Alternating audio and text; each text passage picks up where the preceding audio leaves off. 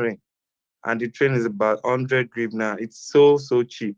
So I boarded the train. The train lasted for about 20 minutes.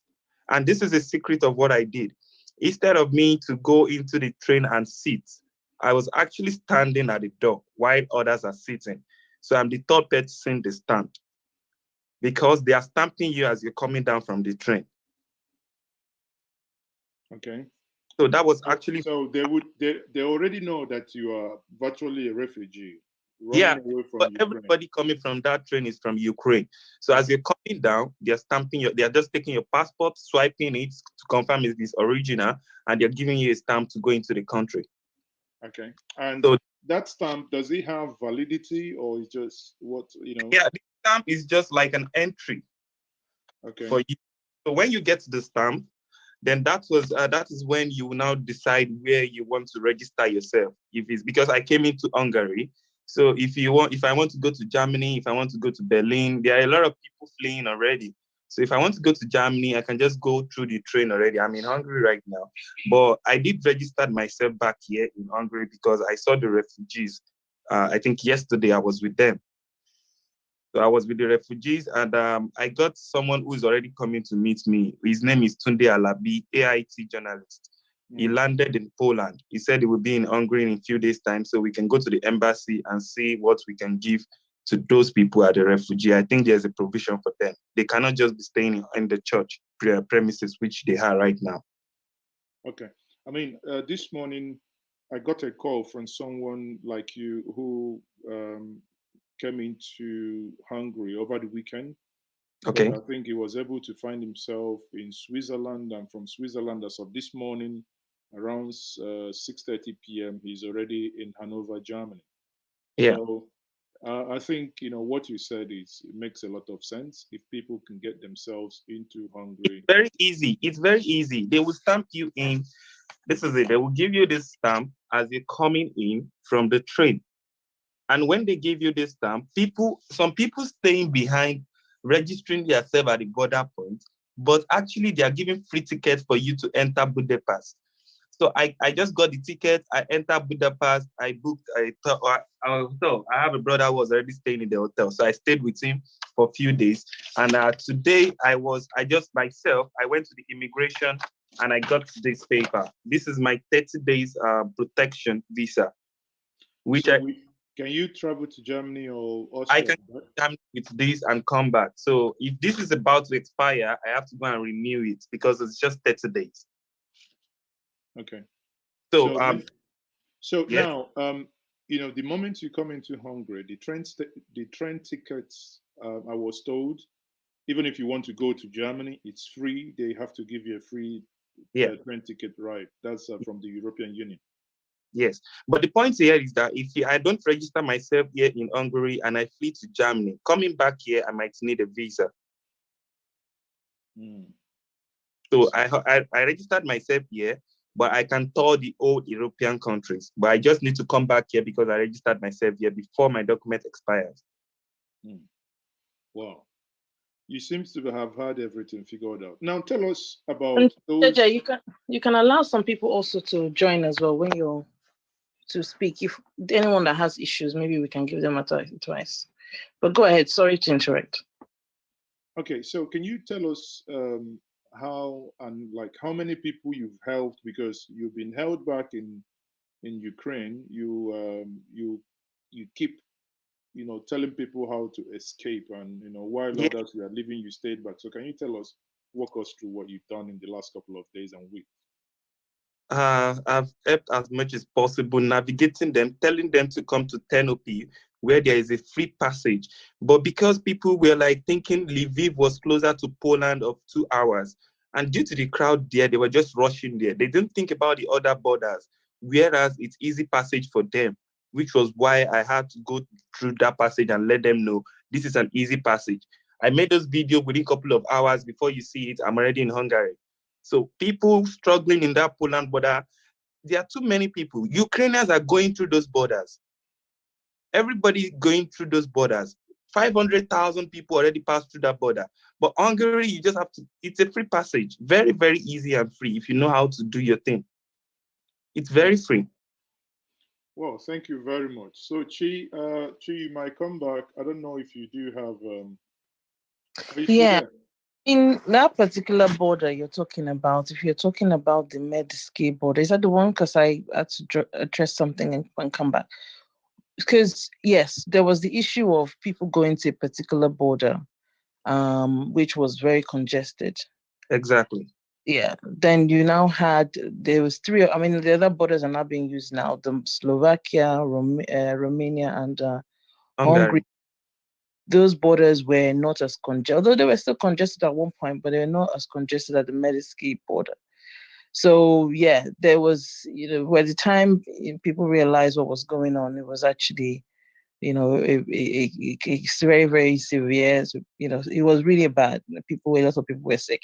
Were you actually in, which border were you in to look where? Yeah, I passed through Zaoni. Zaoni border, it's where they're just gonna check you out and give you a free ticket to Budapest because you're already in Hungary. So Yeah. I passed through from 10 to Uzgorov.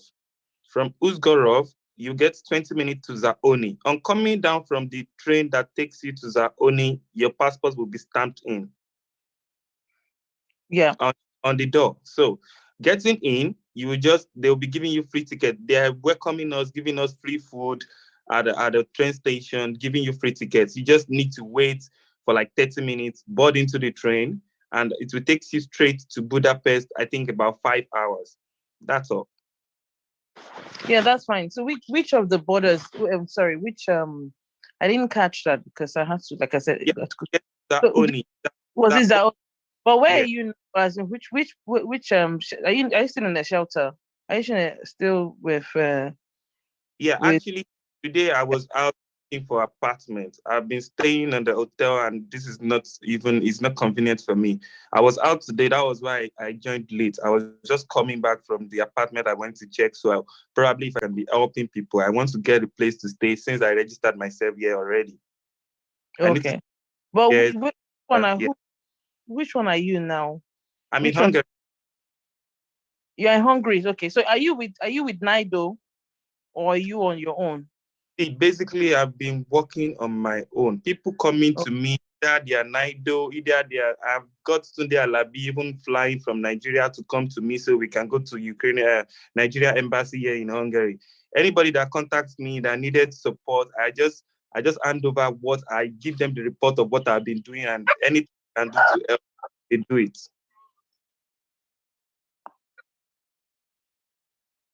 yeah, that's the situation where a lot of people actually did have to do a lot of things. It's a very, very, it was serious crisis, and I think it's still. I mean, it's no, we're not out of it yet. There's a lot of stuff that stories to really tell, like the one of Tolulokpe, where people find themselves in a situation that they've never experienced in their whole Sure, life before. sure. So I'll stop for now. They can also So, ask. Yeah, so I've got the NIDO group. All I just did, I believe that they are helping at the border. My work before I came here to Hungary was taking people out from Ukraine straight down to the border. And I believe they have been working over there, helping them out. I just make sure, like, where are you guys? Okay, where are you going to? Let me navigate you out. You're in Kharkiv. Okay, board the next train. You're in Kiev, board this. People in Sumi, they are escaping one by one, but not all of them have the fee to pay. The money for them to get out of Sumi is very, very expensive. So most of them are actually staying back because of the fees involved. no, well, Sorry, can I just clarify on that? I'm speaking to somebody from Sumi. sorry, who is Oh, speaking? sorry. Oh, sorry. This is Cherish. My name is Cherish on Twitter. I've been in a meeting with NIDA executive, Mr. Nebechi, Dr. Bashir, Mr. Isaacs. Go ahead. So I've been working across a few different fundraising groups or groups that hold accounts for the donations. So actually, thank you for sharing your story. It's nice to meet you, Okay. technically, and Chizoba and Chizoba. I don't believe. Nice to meet you too. My apologies for some of the chaos and drama that had been happening before. We've been working really, really hard to try and resolve some of those and squash it with Chi. So thank you so much for your time and your patience and your understanding. It's been really, really difficult trying to manage some of these groups. And there's a lot of other reasons, which I won't disclose here, why some of these things are happening. Okay, so just to add to your point briefly, apparently there are 3 universities in Sumi, to my knowledge. The one that I'm speaking to move them out of their 7 people, for example, is currently price gouged to $4,000. Yeah, we know that. So you're absolutely correct. We know that. Not only that, I believe the roads in that area have recently been restored. When the electricity went out, when the network went out, where it was being fixed in that day, I believe all of those things, so there was passage on that way. We were now receiving reports that with evidence of people leaving Sumi in like buses, possibly walking, individuals or groups, and being sent back by soldiers. We don't know which soldiers, but being sent back to the hostages. So the solution now. Before you joined us, we have Olusegun here, who is in this meeting and is still stuck in. Hello, Olusegun. Yeah, he's still in Sumi. So he said wonderful. Some people were sent back. The Indian contingent that hired buses were sent back, and the buses are still there. So Olusegun, if you're in that WhatsApp group, if you can drop that picture there, maybe we can share the picture. Okay, but I will send it to the room. Okay, I don't know. Okay, can I send it to the woman that give me the link? The mommy that give me the link. Yeah, yes. give it to Chizoba. Okay, let me send. Just drop it in that. Let me send to her. So what they're saying now is that the best way out of Sumi is by private taxis. So these private taxis are being arranged. Yes. But that's not actionable. Sorry. What we No, let me just say my point. Those private taxis are being arranged by Ukrainians who are working with some of the grassroots fundraisers. So by grassroots fundraisers, I mean individuals, volunteers like myself, who are not affiliated with any organization. Okay. So just to say, that's why it's being able to be possible, because we're not officially affiliated. We are independent individuals volunteering and bringing people out. So there's no embargoes on us in the same sense as maybe some of the organizations and structures that already exist. How secure? Hello. I have sent it to the woman, sir. Okay, thank you very much. Yes, I sent it to the woman. Thank you. We'll bring it in now. But how secured are they? Because what people are fearing is, like Olusegun said before, if you're heading out of Sumi and suddenly you've been turned back by the Russian soldiers, and we had stories on Friday, and Friday, of people who were being shot at and they had to go back. They paid, I think each of them paid at about, I think they said they paid about $1,200. So I think each person paid $500 that day you are talking about. They paid $500, like 4 people. Okay, but they came back to Sumi, right? Yeah, they came back to Sumi. Like they call that one of them. I know her name. They call Aisha. Okay, so, is it Aisha that sent you the funds for that movement? Yes, Daddy. They sent them back. They sent her back. Perfect. Aisha. Okay, they sent. Sorry, what did you say they sent back to Aisha? No, they sent Aisha back. They. As in. Okay. I will send. Hello. Sorry, I can send one video. Hello, ma. I will send the video that day. That's like a create awareness to the school that is not. I cannot call that one protest. If there's protest, we need to carry a play card to show that we are protesting. But just like awareness, can I send the awareness video to you? No, we've seen it. We can play it. I mean, we have. Okay, the girl. Yeah, you can send it. You can send it to me. My Twitter name. I don't know your phone number. I don't know you. Sorry for that. I don't know your phone number. If you can connected me, I will send it to you, either WhatsApp or anywhere you want it. I will send it to you. Can you please tell us? You talked about arranging for people to get out of Sumi. Now, how many people are you gonna? The people you're working with. I know it's individuals. How many people are you people able to probably get out? Okay, so we haven't collated the full numbers yet, but as at last week, one group have moved out 100 plus people, thousands they've helped. Another group were on about 50, and the last group were on about 100 plus as well. So to answer your other previous, sorry, Olusegun, I understand. Yeah, you don't know me. I haven't followed your contacts. I don't know anything about you. I've only been in contact with someone from one of the universities as it speaks. So I understand your sentiment. I can send you the contact as you've asked, so you can send me that stuff. And to go back to the question, is it, what's your name? Njenje? Yes, please. You, I'm trying to tag you on Twitter, but I can't find you there. At Susie of God. It's, you know, the name that I've put as my name. Oh, okay. Cherish at Susie of God. That's me on Twitter. So to answer your question in terms of security, so things change constantly, things change daily. So for example, the gentleman that I'm in touch with from one of the universities, he's like one of the heads of the student bodies. So what we've been trying to do, so there are each different group which are separately working. So the three groups that I've been working with, NIDO essentially, or when I say working with, signposting people to.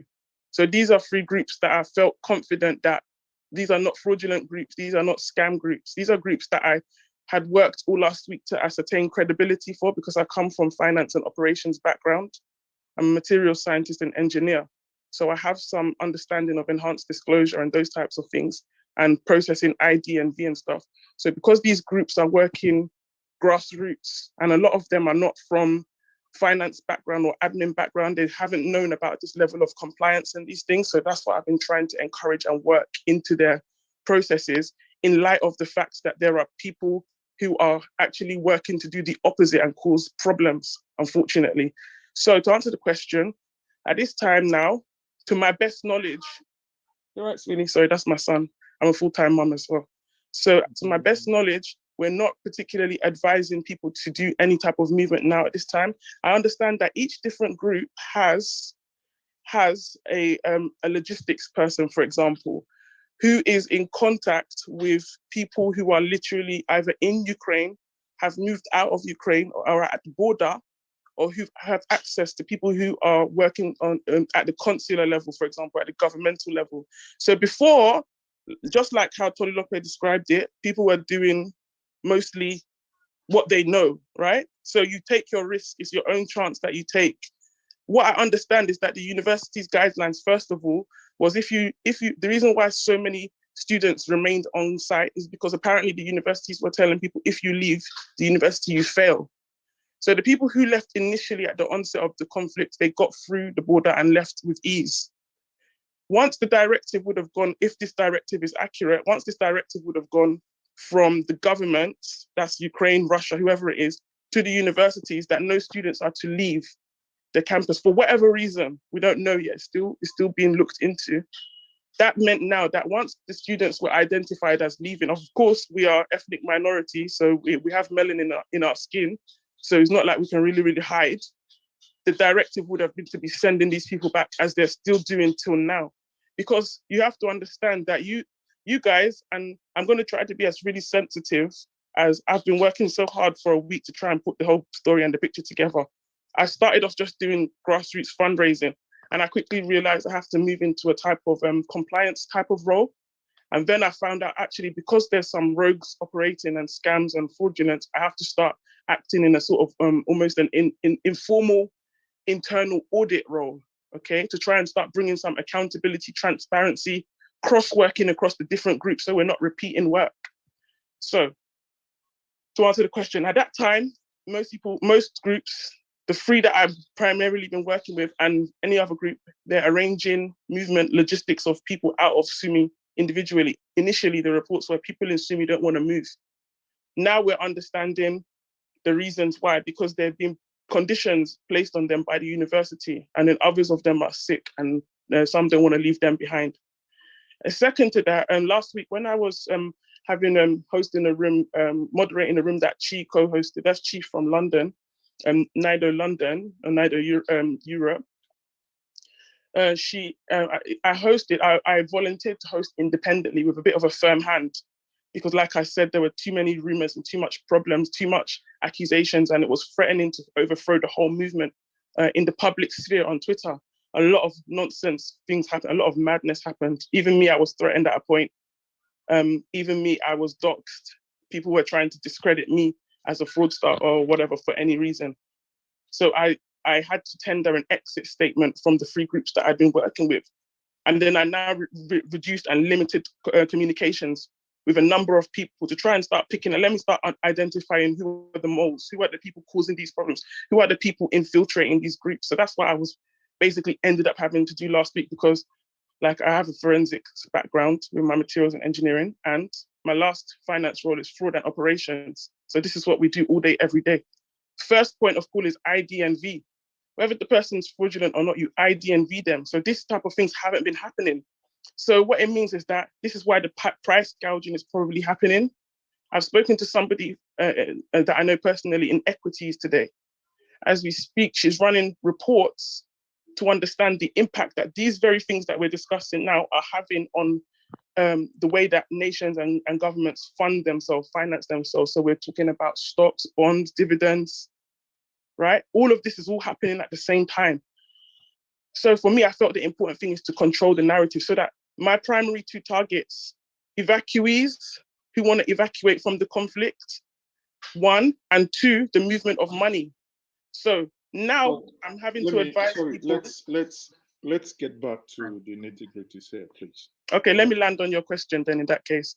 So now the advice I'm giving to people is it's no longer safe to be giving individual advice from the fundraising standpoint. Each group is operating individually to their own standards, right? But at the time now, it's the advice level coming in is at the consular level, is at the diplomatic level of how to move students through SUMI. Because like we've seen reported by the Times newspaper, certain supposed humanitarian passages have been set up, and then there have been problems in them, and people are being sent back like you've described. So I hope that gives a brief picture. So basically, what that means, we'll go back to square 1, which is the student in SUMI are not to leave on their own volition. You're advising that they stay back until there is some sort of negotiation, either with the councillors, with the embassies, or whoever it is, for them to live in group. Unfortunately, no, it can't be that simple and straightforward, because there is so much different work happening and there's no coordinated unifying body of the work so far at this time. This is why we need to start introducing audits and stuff. So what it means is that some people are directly in contact with the embassy, with people at the consular levels, at the political levels. And so some people are getting the advice hot off the press, and that advice is then trickling down to others, and people are using that to do what they will. So I'm not in a position, because I haven't been in touch with the embassy as yet, to say, this is the directive, do this or don't do this. And if you don't do this, there will be consequences, right? Okay. So I understand the general picture is that the Ukrainian university have predicted that the students should stay, but I don't know if that's accurate as of now. Okay, thank you. So Chi, you wanted to say something? Yeah. So I'm aware of what Cherish is doing, and they're doing a great job. Like she said, there's different moving parts, and people have different access points, and I think ultimate goal is to get the students out and get them into safety. So I'm aware of what Sherry said. I know you did contact me earlier, right? We had a bit of a conversation. Yeah. I was still, for me, I think the advice, I would steer it towards the diplomatic area. The reason is that you become responsible for whatever happens if you actually follow a different advice. But that's not to say other people are not able to, or are not going through those routes, or some routes, but also who is going to account? How do we account, and how do we track how many people that left and how many people actually arrived? Are there people who are going through that process and ensuring the safety of the people that they take? So it's a space that I don't think has been explored. There's still a lot of studies, and to be Cherish, I don't know if you know that there is, when you talk about crisis response, yes, there was a lot of chaos, right, at the borders and all that. But if you look at it in the world in terms of this kind of crisis, the use of social media to alert and to get people more, getting together and finding ways. It's it was a quick response in some way. The good thing that you had is the fact that data was coming in, like you could literally speak to the people on ground. I remember when we tweeted the first numbers of NIDOP, right? Those posts went viral because at that point people did not know where to go. They were just like, just like Asari. I think maybe we'll allow her to speak again. She's actually at one of the NIDO centers. She's a pregnant lady who went through all of the ordeal. So maybe later on we'll get her to speak. So she was there. Maybe you can put a video or something.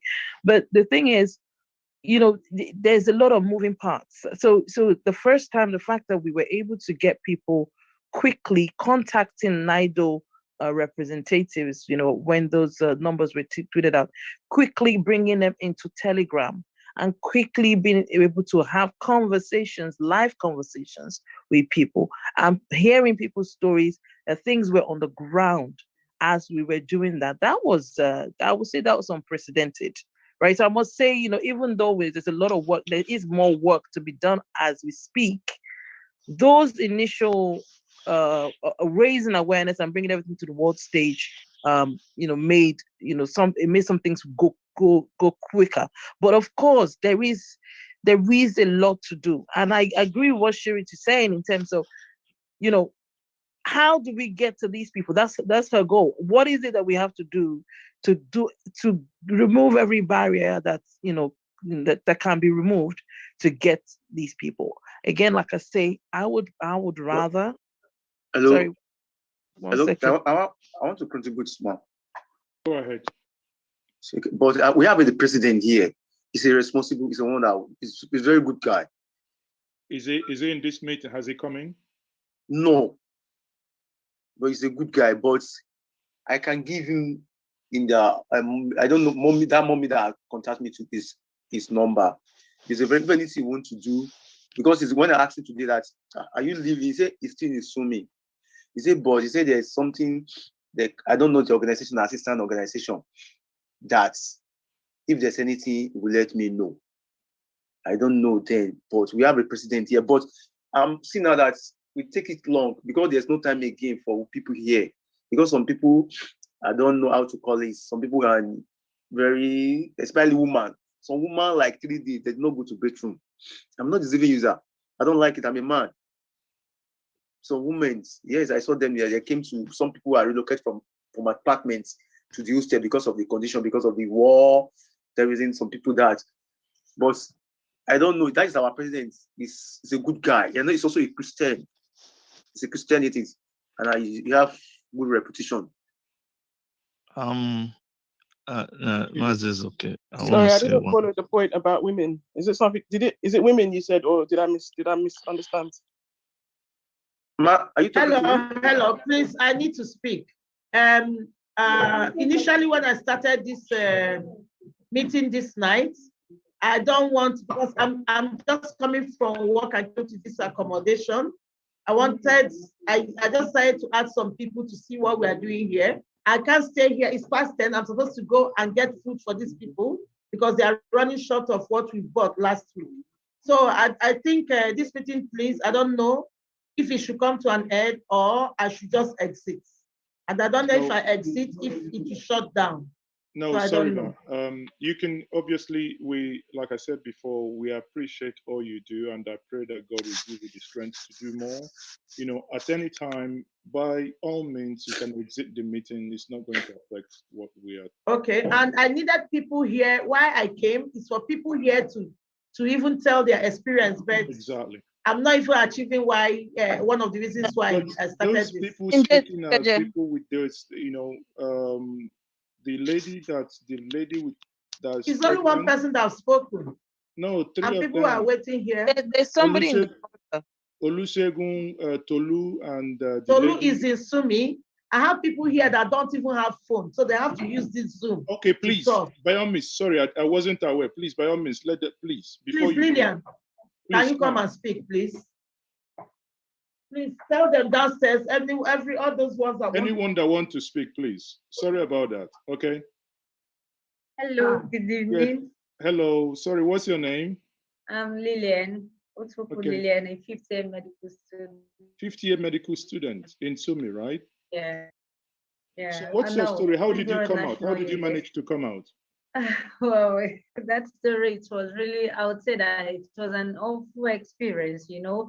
What happened is this: I journeyed from Kiev to Lviv, but then, like, getting on the train, it's something that the Ukrainians, you know, tend to pose racism. And even while seeing the fact that we're also ladies, they were trying to separate us and not wanting us to get on the train, but we had to struggle. You know, then getting on the train, it's like we couldn't even sit on the train. We that were already seated, the Ukrainians also did display this racism act, you know, telling us to get up and all that.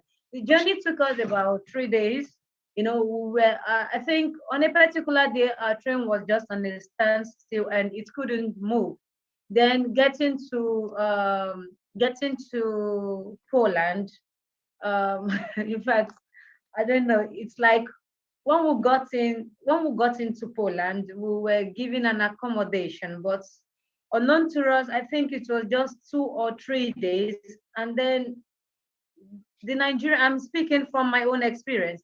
We didn't even know that the accommodation was just. Then after 3 days, came knocking that a Nigerian representative came for refund and displacing us just like that, you know, until someone, I don't know, just a guy who was also in the same situation with us. Then that guy had to call to our attention and said, listen, there is a free apartment, because we were all devastated. We were just confused. Until today, we're very happy. We are much, even students who are yet to get admission, some who lost their international passport, like me in the verge of running for my life. I lost my iPad, my cell phone, you know, but my first degree, someone picked it for me and it's in India, and I said, speak to you, because this is basically my second degree, you know. So in fact, it was an awful experience, but at least what's most important is that there is life and there is a place to lay your head, and of course, where you can feel, you know, feel being loved and all that. So we've been here, seeing our people, and then we're relating our experiences, and we're very much comfortable. So I want to say a big thank you to this organization. So that's all I thank you very much, you know, Vivian. Maz is okay. Maz is okay, please. I'd like to say something. Sorry, go ahead. Yeah. Sorry, please, one person at a time. Let Chidi, Dr. Chidi, go ahead. Thank you very much. You see, incidentally, I'm not able to join with video because I've been attending to an emergency here. But one of the few times I've heard us speak, we are not inside, and most of you guys who are in the heat of things, the kind of advice we would like you guys to get from us, and that's the essence of us getting involved, is that I think we need to play down on ability of some people to want to control the narrative or put out what they're doing out there. There is no one solution to all of these things. Mm-hmm. Sometimes it's like players in a field, in a football game. What you see when you are in the pitch is different from somebody who is outside and seeing everything. So you have to understand, like when I hear people say, don't take this chance, don't take that chance, and somebody put it right, there are so many moving parts, and this is a war situation. Things change. Yes, you want to abide by directives from the government or embassies and all of that. Yes, that is a given, but don't limit yourself to that, because they too are working on a lot of moving parts. What you hear in situations like this is it's a game of survival. So you have to just strike a balance between these things. you can't be worrying about whether a school is going to sack you. If you are, you have to trust your gut feelings. If your gut feeling tells you that, hey, I can make a break and get to the other side, and you see that people got to that side, man, I would advise you to, you take calculated risks. Don't ever throw that away, because you will be alive before you start thinking about whether they say they're going to sack you from school. And these things about people being quick, like Tolu suffered it a lot. People being quick to go and publish out there that the other people are not doing as good as they are doing. I don't think it's a competition. Let everybody just keep doing what they're doing. And it's good that you put your organization's name out there. But right now, trust me, as many as can be helped and as many can be promoted, let's just keep doing it. We're not out of the woods yet. There's a lot that is still happening. As people get out, they have to be settled. They have to move on. Some are returning, some are not returning. There are things that even you guys that are extracting them, you're not. There's a lot of things that you're not even seeing that people are doing from outside. So please, let's relax a little bit and build bridges. Amongst that's what I'm looking for. Build bridges amongst people who are into this thing. Thank you very much. So let me just say something on that. Excuse me, I understand. Hold on. I understand what. Sorry, Lillian, go ahead. Say something. Yeah, I understand what you're trying to say. I'm not saying that. I'm not disputing the fact that our government didn't render an assistance, but at least to some extent. If they had booked an apartment for us and telling us that this is supposed to last for so period of time. Why should we be ejected without even our consent and having to hear that our government requested for refunds and then displacing us? Do you really understand what I'm talking about? No, you're getting me wrong. I'm not. My sorry, statement is not based on you. It's not based on you. It's not about you. Sorry, okay, Lillian. okay. Lillian, but one thing I want to extract from you, please, because you've come out of Sumi, and as we speak now, we have over 300 people in Sumi. Now, again, can you tell us how you got out of Sumi and when, please? Like I did said, as aforementioned, I journeyed from Kiev. I went to Kiev for something, so I wasn't really in Sumi. Okay, you weren't in Sumi. Okay. I journeyed from Kiev. Okay, thank you very much. Is there any other person there, Madam Chisova? Is there any other person there willing to speak to us before we go to? And I want to correct a notion. Okay. When I started this, it's not because I want to go on live. No, I just added you people because I know you are media people. Understand? I just wanted to do a recording here of the pregnant woman and other people that want to speak. I just deemed it fit to add other people. I don't want. No, Chisova, why are you guys misunderstanding everything we're saying here? Wait. I'm not misunderstanding you. I understood you. You feel I'm doing this to promote NIDOP. I feel also. I Yes, that is what you feel. That because you are trying to say we are showcasing our No, it's the other groups. It's not. I shared. Madam, why would you of all people? I can Madam, did you know me? Did you know me? How could you say this? Not from you now. Why would you say that? Sir, doctor, you have to understand that Auntie has been subject to a lot of nonsense, so I can understand her stress and frustration. No, it's not. You can't say that to me. Not me. Why would you say that to me? Sorry, madam. Sorry. You know what I'm going to do. Chizoba, please, can you madam, calm down? Please, you know what I'm going to do? I'm going to mute every single person except the person now speaking. Please, pardon me. If you want to speak, you can raise up your hand, please. You see, that's the problem with our people. No. We set up a group and brought. You see exactly what I'm saying. Please, we will address this. I'm gonna excuse myself, my brother. Please. Thank you very much. We'll address this. But so what's your name, my brother? My name is Anderson. Anderson, okay. Anderson Abalu. Anderson Abalu. Well, where are you studying, Anderson? Hello. Where are you studying? I was studying in Kiev, then I moved to Economic University in Kiev. In Kiev, okay. What level? I'm doing my master's. I just finished my language course and I am just starting my master's. Before the war happened? Yes. So how did you manage to? Did you leave before the bombardment started or after the bombardment started? No, I never wanted to leave. I was in Kiev up to last week, Wednesday. And from maybe I made a post on my Facebook advising people that if where you are is safe, it's better you stay there instead of running to places because people said I'm here, and you feel like you want to go. That was the post I made, and there's this lady, Natalia something, so she's a parliamentarian in Canada, but she's from Poland. She saw it and she like chatted me up, why are you still there? And I had over 15 people. We never knew it's gonna get to Sofiskas and where we were living in Kiev. We felt that Kiev is safe because it's the capital. We never knew that it's gonna get to that place. So on a Tuesday, she was like, okay, how many are you there? They called video calls to everybody and they were like, okay, we'll move. They even sent some money to help us. So we left on Tuesday.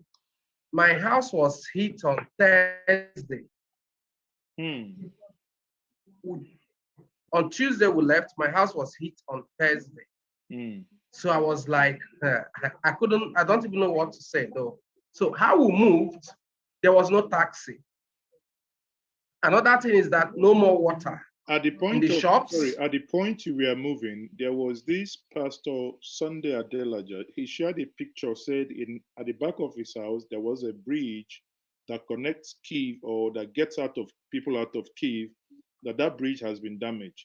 Did you leave before the damage of that bridge or after? Kiev, talking about Kiev is, let's say, a big city. Maybe the bridge is talking about is not the one, it's not close or has not to do with my own location. But the issue is that before you get taxi, no more water in the shops, the banks are closed, ATMs are not working. So we managed, you have to pay, maybe we used to pay 100 hryvnia before, now we have to pay like 1,000 just to try make it out. So when we got to the train station, they didn't allow us to go. We had to fight our way. We stood for 14 hours. They said, okay, the entrance, before you now go this way or go this way inside the train, we had to stand at that entrance for 14 hours to get to Lviv. When we got to Lviv, they didn't allow us to board the train going to Poland. They chased us, we slept outside. Even the buses, we had a 2,500 hryvnia to pay, but they were like, no, they're not taking us. So we now heard about a border at Ruak. I have the name here. The name of the border is just a new border. It was this same woman that directed us to that border. We went there, Rawa Ruska border, very, very free. We didn't know, as in we walked in. So getting into Poland, we were stranded. Nowhere to stay, nothing. It was Dr. Tade that paid for hotel. That paid for hotel for us to sleep that night. One of us had a panic attack. Can you hear me? That's Dr. Tade of NIDOP Poland. We must acknowledge the work that they're doing on ground. Go ahead. Okay. Yeah, he was the one. He can you hear me? Go ahead. Yes, we can hear you. Hello, excuse me, sir. Hello, sir. I want to say something. We don't need this is past experience. We are here. We need to find ways to go out. You people are going now. We don't need to say all this. This is past tense. Yes, I'm telling you, bros. We don't need all this. We are here. We are still here. I don't want to tell you my past experience here. I don't want to tell you anybody. But I want to go out. Bye. We are leaving now. You see now. Okay. Okay. Oh, it's not an issue We don't I'm need here. to say. No, hold on, hold on. Fine. It's fine. I'm here. It's okay. Go ahead. We don't need to say past experience. All these people are talking about their laptop are losing. That one is not. If we see what we are going to hear, and we are talking about, we don't need that. Which is what we are going to hear. We don't need to say. Me, I don't want to talk my home. My past experience for this university. I don't need to. That reason, I get case with them last 2 months ago, but I don't want to say that one. That one does not concern me. But this how to get out here. That we need that. These assistance we need. I think that the woman that introduced me now, it left because I say the truth. Someone like me, I'll be the last person. Because we need to come out here. All these people that say past experience, we don't need that. Please, if you want to assist us, please assist us. Let us move out here. We are many here. Me, I have age now. I see some people that's not up to me. But like 18 years, 17 years, that's very small. But I'm talking about women. So women, indeed, I can go and show you the room. They're like 3 days, over 3 days. I've never seen them to go to bedroom. It's a woman. They are a woman. I'm seeing them here. The toilets they are used to toilets with us here. The toilets are always congested. No washing. No, there's all this cleaner. They are washing. We pay them. They couldn't come again. No, don't have anything to wash the toilet. They are mingled with us. All these girls. We are here. No, we don't need all these things. I'm okay. Olusegun, Olusegun, I do honestly understand how you feel, because at the end of the day, it's being in the midst of where we are not in Sumi, but we are deeply concerned about your safety. Hence, we're all seated here, trying to create a narrative of people understanding what you people are going through, and at the same time putting our heads together and see, many of us watching now on Twitter, the Minister of Information, Onyama, Abike Dabiri, the Vice President, the President, all been tagged. The thing is that for people to understand that as we speak, the Excel, only those that have actually put in their details in that form, the Excel here that we are looking at is over 300 individuals. That is unbelievable, and it's not an easy thing where you can say 300 people just go on your own. So it's a confusion that if anybody had the solution, or even if the government had the solution, none of you will be in this mess as we speak. So there is no, and if I sit down here to tell you that I got it figured out, then I will be lying, and that's then I'm not being truthful to you. I do understand how you feel, and I appreciate obviously your input and in saying the things you've just said. I hope that someone, or the authority would eventually engage to evacuate you people, because what is needed. You've given us the story of how the ladies, there is no water. Obviously, the whole thing is just, it's just a total mess, real total mess. Okay, and Chisoba, are you there? Chi, you want to say something? Kindly unmute yourself quickly. No, so no, I'm not Chisoba, but Oh, sorry, Chi. Oh, yeah. So we understand that see this issue. Let solution is what is needed, right? So the gentleman, I understand his frustration. He's there, and he's asking for support. He's asking for a solution. Again, I will still maintain this is what I would say, a diplomatic solution, and that we need to call the governments and tell them to begin to prevail. That is my own, position. I don't know about any other arrangement, but I really, really feel for you. And it's really time that all Nigerians get on board and begin to speak about this thing, because we have our people there who need urgent intervention, urgent help. And the women, there's this lady that was here earlier. She's a pregnant woman. She was referred to us on Instagram, and she's there now. We know that she's nearly due. People like her need support. A lot of people, we have children. There's a lady, a girl, I think she's 16 or 17.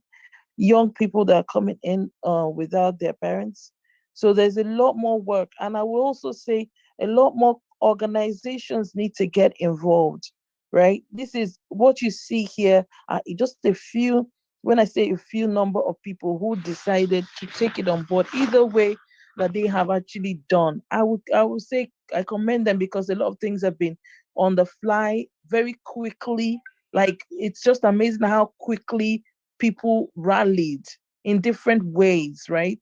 So what we need now is bigger organizations coming in to do a huge relief activity, right? That is what we need. Relief activity, rescue activity, all of those things, working with the government, coordinating, all of those things need to happen.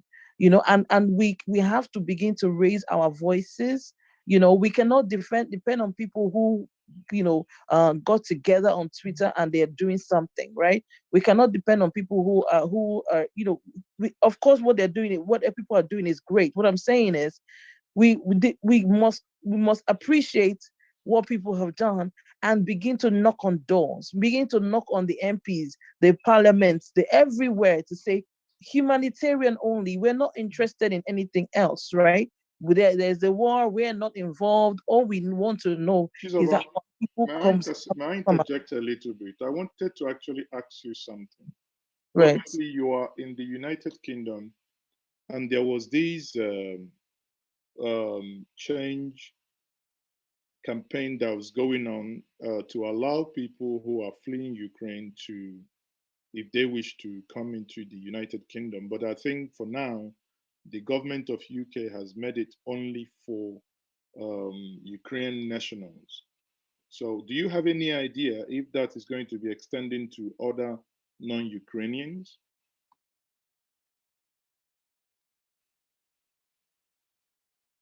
Are you there?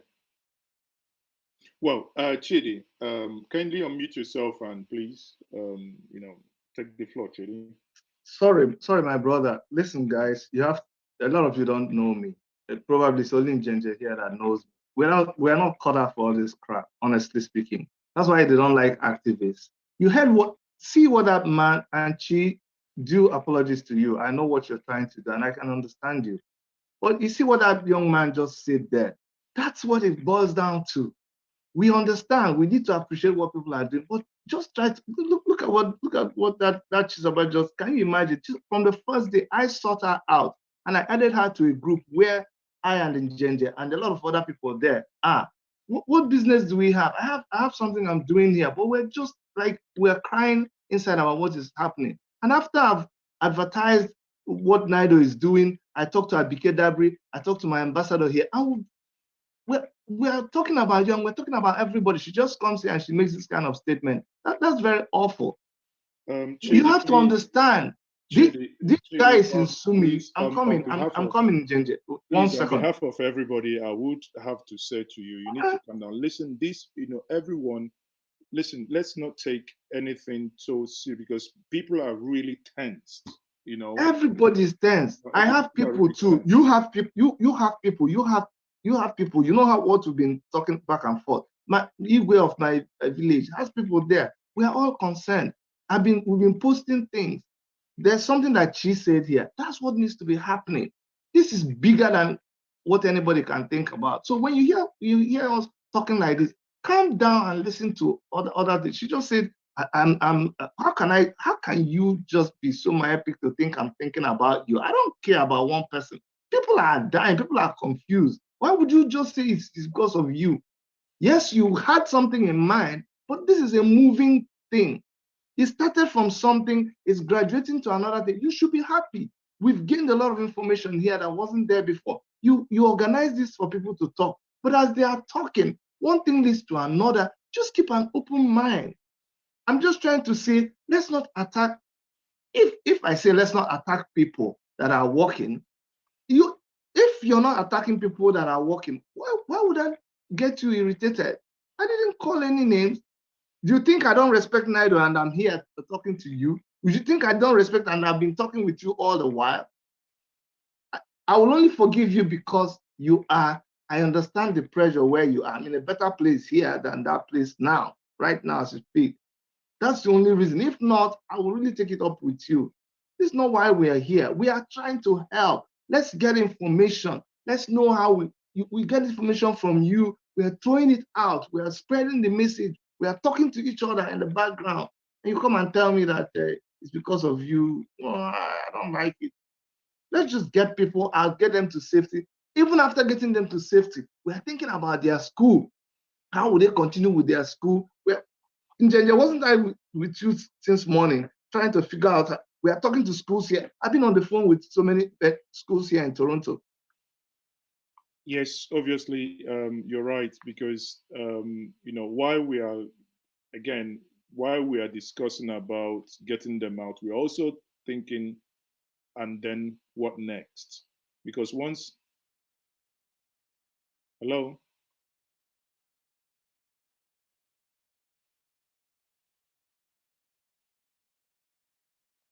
Yeah.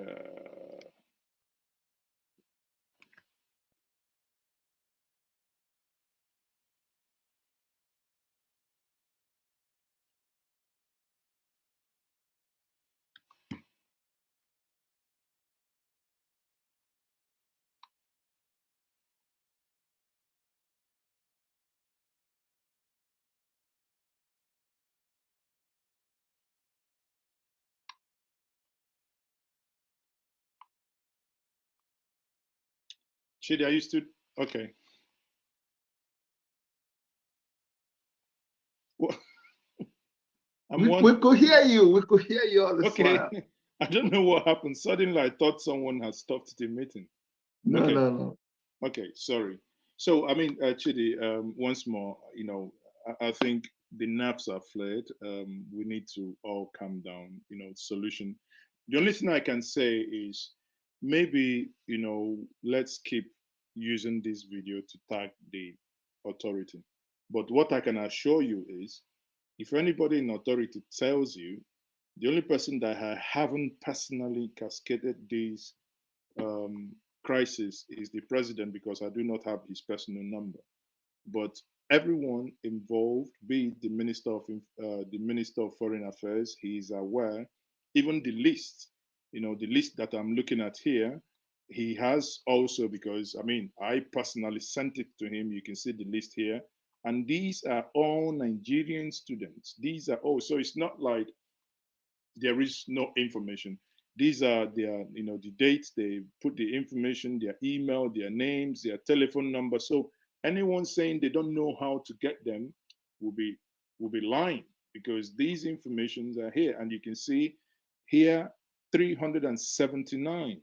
379 are those who basically put their information in. 379 Nigerians stuck in Sumi. Just think about it. 379.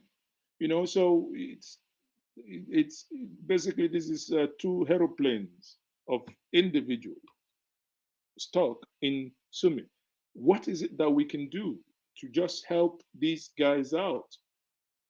Look at Olusegun there. There are so many of them. The worst part is some of these people are very, very young, 17, 18, 19 years. They have not, you can imagine someone finishing secondary school, really have not, done anything, no experience, haven't, it's not like so many people that grew up in the farmland that used leg and what do you call it, okwan? I don't know, but used leg, and the sun will be so hot. But now these are people, they drop them from in the morning, they drop them to school, bring them back, school runs. Suddenly they found themselves in this jungle, in this mess. And we say we have a country, and the country is not coming for them. It breaks my heart as a father. It breaks my heart to know that our children are there stuck, and nothing seriously from the government is saying. If there is any way to call them out, we must call them out. We must say to them loud and clear, they have failed us, they are failing us. Let them do something, whatever it takes. We do not give a hoot. We do not care. Whatever it takes for them to bring them out, let them do that. I think Beams wants to say something. Beams, can you unmute yourself, please? After Beams, I'll take Tolulok, but Beams, can you unmute yourself?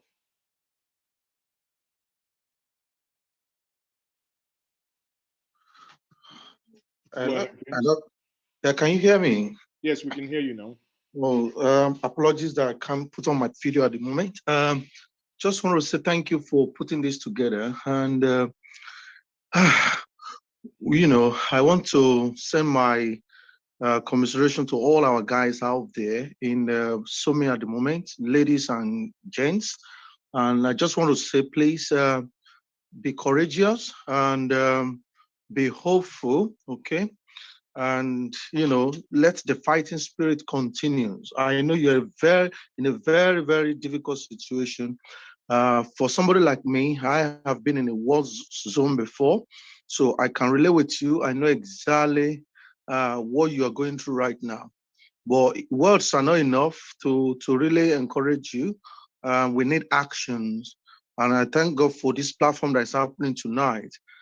Please, I just want to find out, for those of you in Swimming, do you have any access to Red Cross in any way at all?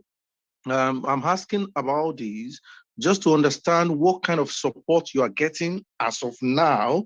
What we've heard from the Foreign Office, that they have planned, because they were waiting for the humanitarian corridor to come down and do the evacuation. As of yesterday, that's what we heard from them. So while we're waiting on that, I think your survivor for now, like you mentioned, Olusegun, is what is important. So can you just tell us how you are managing? I know the shops are not open. You have no access to good water, perhaps toilets is an issue. These are basic things that you should be having. The question I'm really asking is, do you have access to Red Cross? Do you know where they are in that location? Because if you don't, one thing we can do in immediate is to actually alert, I'm sure they are aware because it's been on the news, but to alert Red Cross to your location so they can find you, at least give you the immediate help of survivor for now, while this humanitarian corridor is established. But bear in mind, I know it's not easy and it's not good to come here to make promises. Some of us where we have continued to speak and we have continued to raise our voices to the right places, to the right contact that we know, to let the government hear that there's problem going on there. And like, the moderator have said, it's not as if the government is not aware. The question is, what are they doing about it? So you need more reassurances, more communication from them, especially some timelines to know when they are coming for you. And this, if we're going to take anything away from tonight, this is what we'll take away in terms of intensifying our pressure on the government to make sure they respond to your need. Please stay strong there. And in my own little way, I will keep on running around. I belong to UK South NIDOP, but you see, we have not left you alone there. We are crying, we are shouting here, and we are with you people. God bless you, bro. Please stay strong, because you have to have that resilience to live another day and to live another day. If you have not experienced bombardment of such, the most important thing is for you to stay alive, and then the help will come. Okay, please just stay there and we'll continue to get in touch as we can. Thank you very much for allowing me to speak. Thank you. Thank you very much, Bim. So, Olusegun, I don't know, he threw up a question there. I don't know if, regarding how you people survive, in terms of food,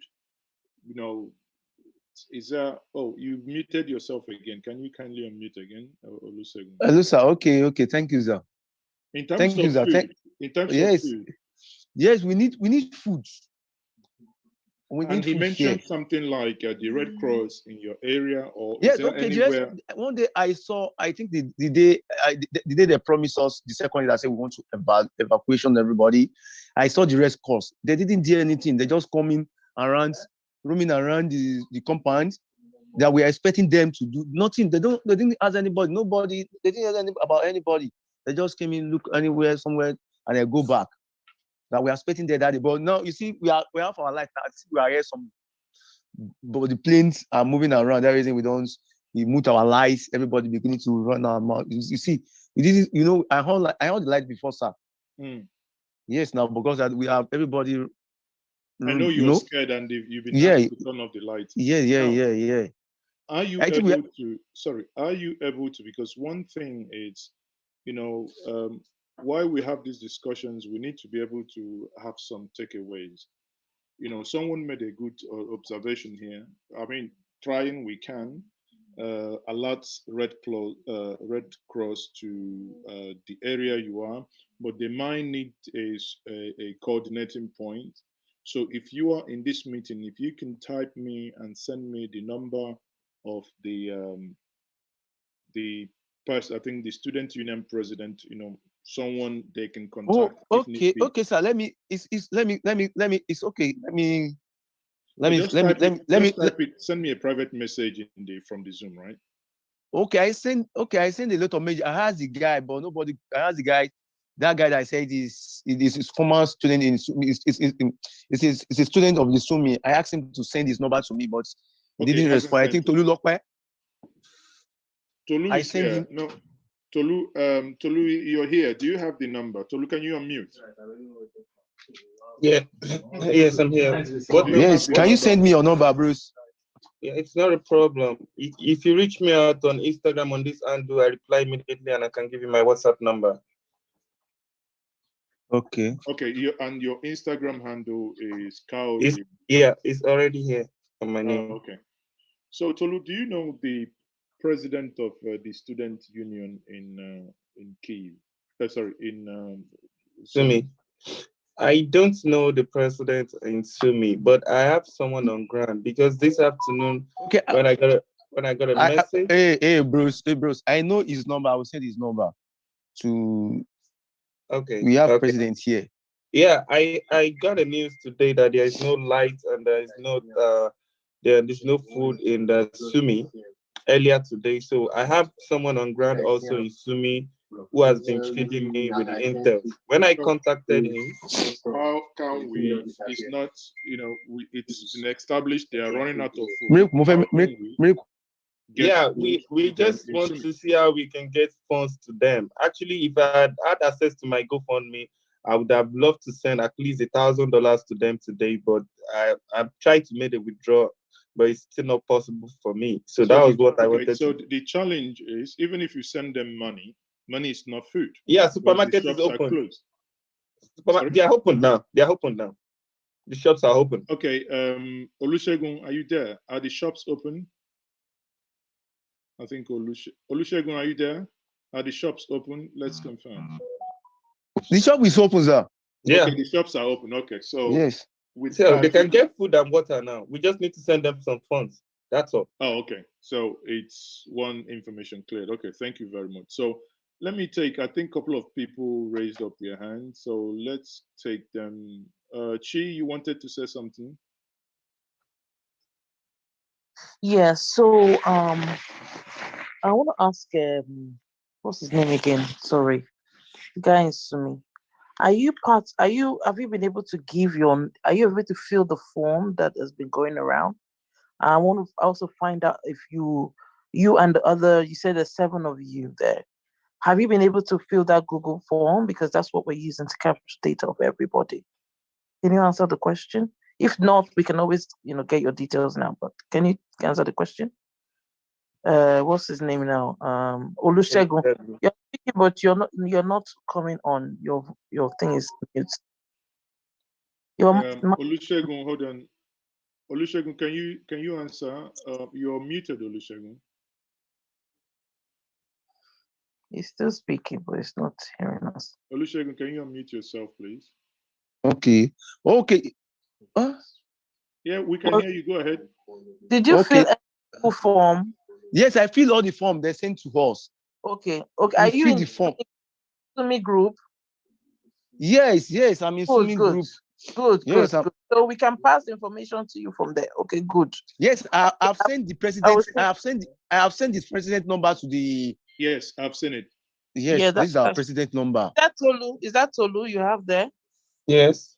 Yeah. Okay. Good. So what's the president number? What's his name? Moses. Okay, Moses. Yes, sir. Thank you. So, Chi, thank you very much for that observation. So, let's take Laura. Laura, are you there? Yes, I'm here. I'm here. Laura is speaking. Sorry, I cannot show my face at the moment where it's not just okay. So I've been following the conversations and all that everyone has said. I just want to use this moment to thank you, the Njije Media TV, and Cherish, Chai, and the rest of them that has been on ground, working very hard behind the scene to make sure that everyone, comes out from Ukraine.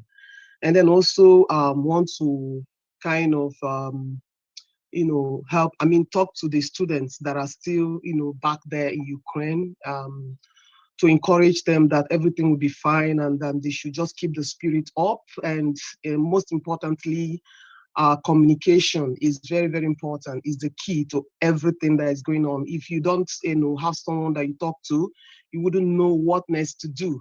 And considering the fact that electricity and the rest of them is off, and then network is also an issue. So I just want to encourage them, to tell them that God is with them and everything will be fine, and they should keep connecting, keep contacting each other.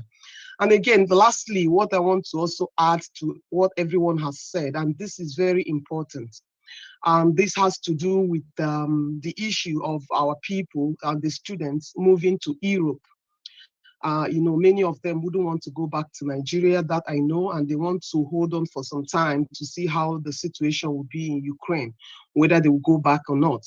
But I also understand there are a lot of racism and then discriminations, coming to them as well. So in this aspect, I would like each and every one of us that is here and those, that you maybe talk to much later on, if they can just go on Twitter as you're tweeting, what are the conditions that are being given to non-Ukrainians that are, coming over to the West? That want to stay a little bit in Poland, Romania, and Germany, and the rest of them. What are they going to do to them? Because I understand also that the concentration is much on the Ukrainians. They are not really paying so much attention to foreigners, non-Ukrainians. And most of our people don't want to go back. They just want to remain for some time and see how it looks like. And some of them actually want to make a university transfer. So what are we doing in that perspective? I think everyone should just go on Twitter. When you tweet, you tag United Nations. On refugee, you tag a president. US, you tag anything you think, that you want them to hear your voice. You just tag them and talk about it. What is the situation with non-Ukrainians, foreigners, that are studying or that are in Ukraine? There are something that's supposed to be done for them. So I don't know what they are planning. So this is the right time. If you find yourself in Twitter, you just have to tweet so that we see how these things will be sorted out, because the way they are handling, non-Ukrainians is not the best. So I think this aspect is something we really have to do something about it. And then finally, I just want to thank you, thank everyone that has kept on to this moment, and also want to encourage us, appreciate each and every one of us for the work, so far done. Thank you. Thank you very much. I've just, Olusegun, will you check if this number is correct?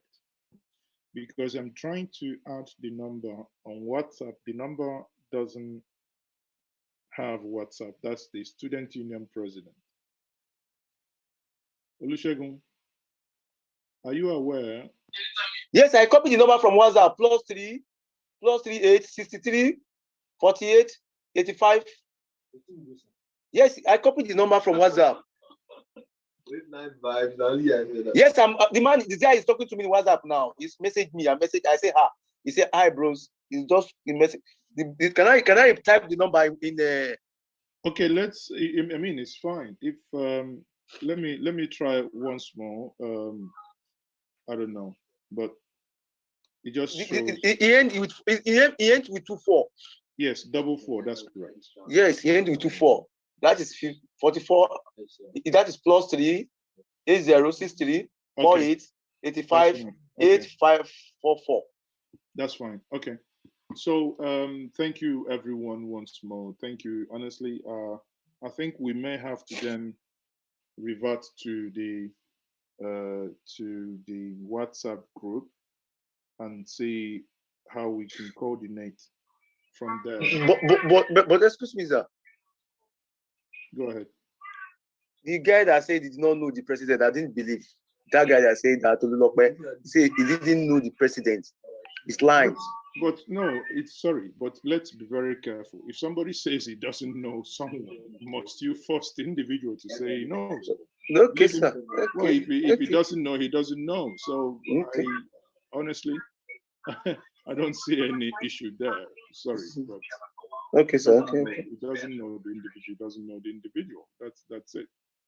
So okay, I wanted to share the group WhatsApp link here, but somewhat. Well, many of you, if you're here and you don't have my details, you can follow me on Twitter. That is at Mazezoke. That's Maaziezeoke. Maaziezeoke. So I think I've sent I think I've DM'd you. That's Cherish. I've sent you a DM, and some of you, if you don't mind, if you want to drop your number as well, that's fine. But one thing that we need to do, as many have said here, I think that's from Cherish. She says, humanitarian aid back to Nigeria, refugee status remain in Europe. Honestly, is a choice. I don't want to get involved in their choices now. All that concerns me is getting out of Ukraine. If they get out of Ukraine and they want to stay, their cup of tea. They want to go back to Nigeria, their decision. So but let us, amplify the message to ensure that these young Nigerians of no fault of theirs found themselves in this crossfire, that they get out alive and well. So that's obviously my take on this. And I said to every one of us, thank you very much. Thank you very much. And those of you who are watching us across the various media platforms, if you think there is any suggestion that you may have, you can as well come back to us. Like I said, either you know, come to my inbox or you can tag me on Twitter. Let's see what we can do, because together we can come together as as people and see how we can help one another and help these Nigerians that are stuck to get out. It's really, really, when I say this, it really breaks my heart that this bombardment started on the 28th, correct? No, 24th of February. Now, since the 24th of February, incidentally, today is the 7th of March, and we haven't had any headway. I don't know if our president is in London. It's going to be much easier for him to ring whoever he needs to ring. I believe if he really gets involved, if they really put their foot down, there was a negotiated ceasefire. Put your foot down, take a couple of buses, evacuate even if it means evacuating them into Russia and using uh, aircraft to move them out of Russia, so be it, if that is the easiest thing to do. You know, I don't think at this stage anybody really cares where they are being taken to. All they want is just to get out, honestly, to get out of harm's way, because this is really, you know, um, getting out of hand. Chidi, you're still there, so I don't know if you have anything to add, Chidi. If you're still there, you may unmute.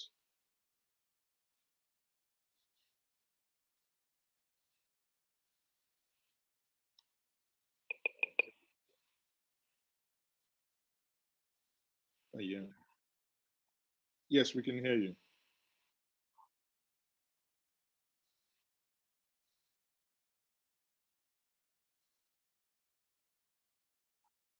Mm-hmm.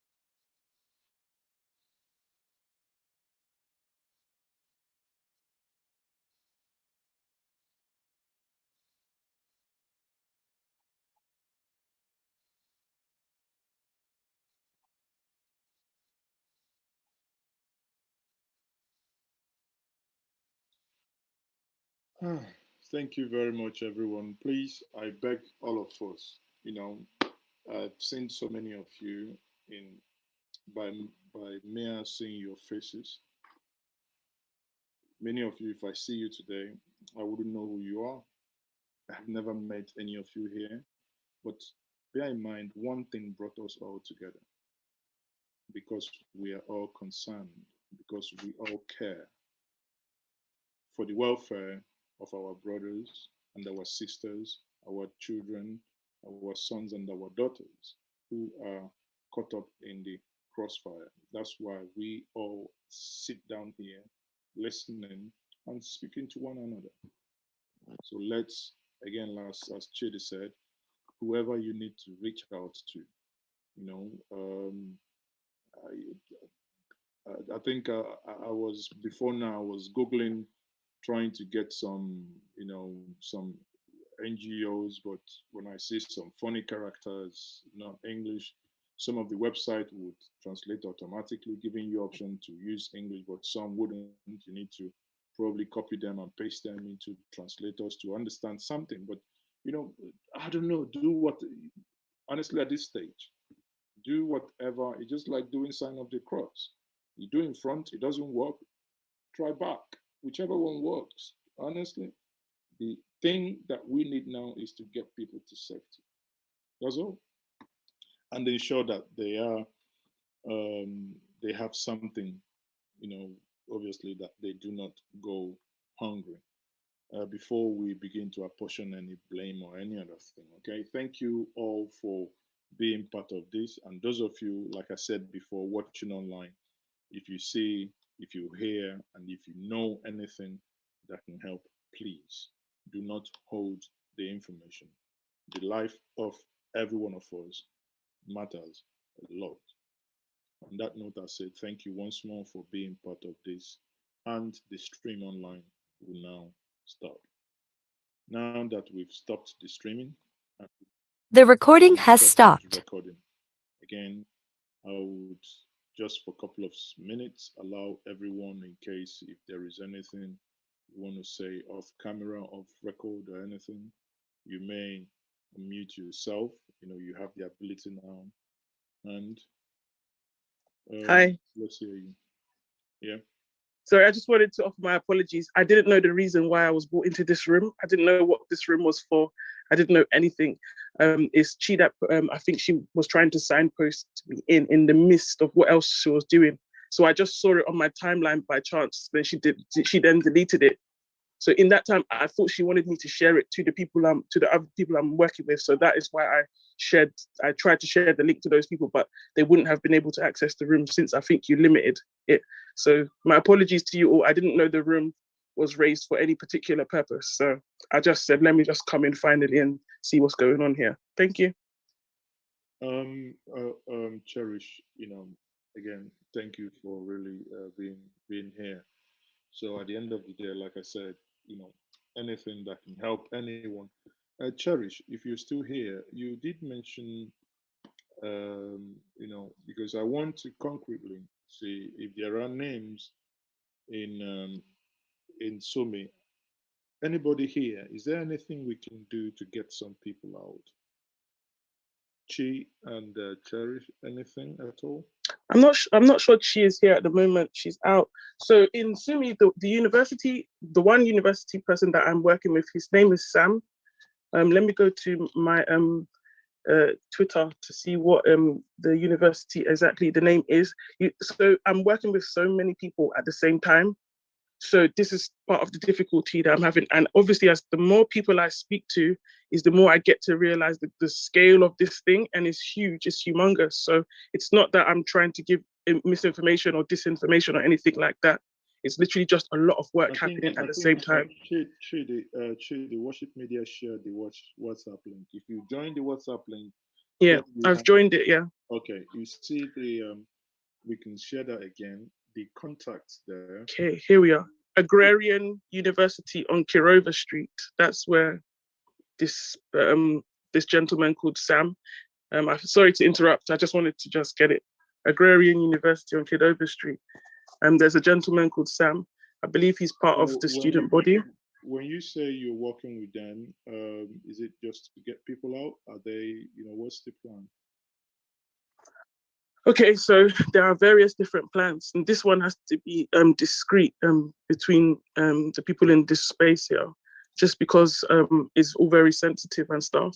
But I won't go into details, but I'll just say that different individuals on ground are working to get themselves out of they're taking the risk, like that doctor said, to get themselves out of the circumstance. The reason why, to my understanding, is because there isn't a coordinated diplomatic effort on ground yet that can do that for them. So if you're prepared to wait on site for that diplomatic effort to come through, or you don't have the option to, then that's what you're doing, and you're following the university orders. If you have the ability, capacity, and propensity to do it, what a number of them are doing is they are being individually funded by the fundraisers that are on ground. So for example, let's say tomorrow or in the next 2 days or in the next 3 days, as the gentleman said, is £500 a head at the moment. Sometimes it's 1,000. So essentially, let's say a group of 10 people, they want to move out from Sumi against the instructions. Where? To the border, so any border. So I think they're mainly targeting Budapest at this time. Most people are going to Budapest. That is where the reception is so far, is at the moment the most useful and the least hostile. So when they are, I suppose when you're making your way from a place like Sumi, you're gonna pass officials on the way. The border control people, you're gonna pass the Ukrainian soldiers on the way. They need to hear certain language, I believe, of the day to let you pass. Otherwise, they will definitely send you back because they don't know who you are. Nobody knows who anybody is. This is as everyone's reiterated, it's a war zone. So what happens is there are people on ground in Ukraine who haven't evacuated. These are Ukrainian citizens. When the call is put out on social media, a lot of them, they volunteer themselves to there are a number of fundraisers, grassroots. So grassroots just means we are not officially funded by anybody or organization. We're just individuals. Somebody called us, is it vigilantes or something? So those people reach out to us and ask, hey, I've got a car moving people out. Do you have anybody who wants to move out? Or I've got this, or I've got this house for people to stay in Lviv or Kiev, or I've got this. This is how the movement is happening. It's a very, you could say, underground movement. And this is why they're saying, if you choose to take it, that's really, okay. You take the risk, sorry, that's my son. You take the risk into your own hands if you choose to move out. So that is why I'm saying there are two options. But that's, if that movement happens, who is paying? Are you, the organization? So we have donors and stakeholders on ground who receive. So they will pay, not the student, or no. What we do is we transfer funds to the students wherever they are. Okay. So, for example, if you are in Sumi now, depends on what currency you have access to. So some people have access to PayPal, some people have access to Cash App, some people have crypto wallets. So depending on which organization you reach out to and what accounts they're holding, and depending on what type of payment channel you have, money gets transferred over to your account and you now use that money on ground. Before you get that money, you have to pass ID&V. ID&V generate at this time, because of the situation, is usually a form, an onboarding form, and then it will be a video evidence, because we need to evidence for audit purposes all the movement of money and all the movement of people that we're involved in as best as we can. So what they're asking people to do is to say you've received the money, you've moved to this place, and when you get there, document it and provide a video evidence that you've made it. So if they need a phone, if they need data, whatever they need to move them out, if whatever the cost is, they send it to, for example, a logistics person of one of the fundraisers, and the logistics and the account holder will okay whether they can take on that person or do that movement. And that's how we're doing it one by one. Yeah, that's fine. So there is, from what you're saying, there is no movement tomorrow, people who might be on standby to go, or is there any? To my knowledge, there is, but that could change at any time because it literally depends on the Ukrainian person who is offering to move, who's offering their vehicle to move. So, for example, some of them can charge up to $4,000, $1,000 because they're risking their lives. So they will say to you, okay, meet me at so and so point by so and so time, and we'll move you out. We'll move out. Yeah, but they will give you instructions for what you need to do to ensure the movement is successful, because it's a private decision you're making. So I don't know if these people are people who work for the government, who don't work, but this is the risk that people are taking. So what normally happens is when somebody has safely made it to the border, this is why we take evidence. So this is why it's not me. I'm independently auditing these people internally just to see what's happening and keep abreast of the general picture of things. So what these individual groups do is once they have the evidence of the person, who they are, it's been IDMV, that's identification and verification. That's financial terminology. Once we have that, then wherever that person is, provided they've made it safely to the border, then we can refer back to the person who took them and see if they're still available to do more work. So it's literally word of mouth referrals. Okay, so yeah, 1 minute.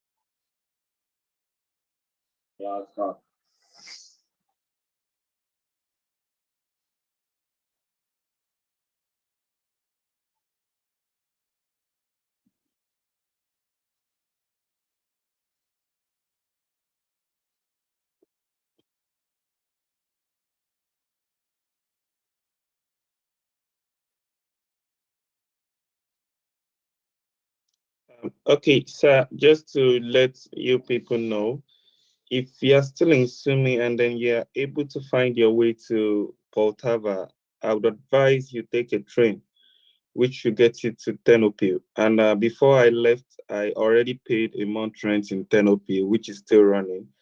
And also someone is on ground in Tenopil who can take you into my apartment Slow and down. also provide. Okay. Slow down.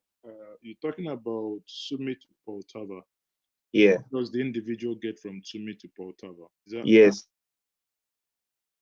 The cab, that is how they've been evacuating themselves one that by cab one. is the one that cost about 1,000 one person. Exactly. So from How Poltava, many hours drive is it? I'm not sure, but it's not that long. I think it's very close. It's not long. Oh. So if they are able to get there, most of them they are making decisions that I want to go to Lviv, I want to go to. There's some people even asking me, can I get a train from Poltava to Poland? I was like, no, it doesn't go that way. Get yourself to Ternopil. Ternopil is still safe, and my house is still there. So we still take people in, and once you arrive at Ternopil, we can evacuate you immediately with taxis and everything. I already made the video passage. So they just watch the video, follow the steps, and they are here in no time.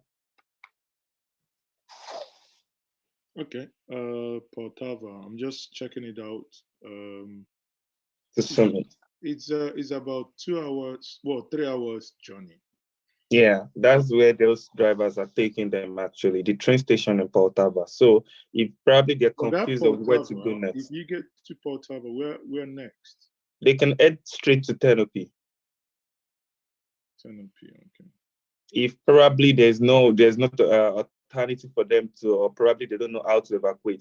Once they arrive at Ternopil, they should just believe that it's no stress because they'll be ordering a personal cab, straight down to the border. So the Ternopil is at the border, is it?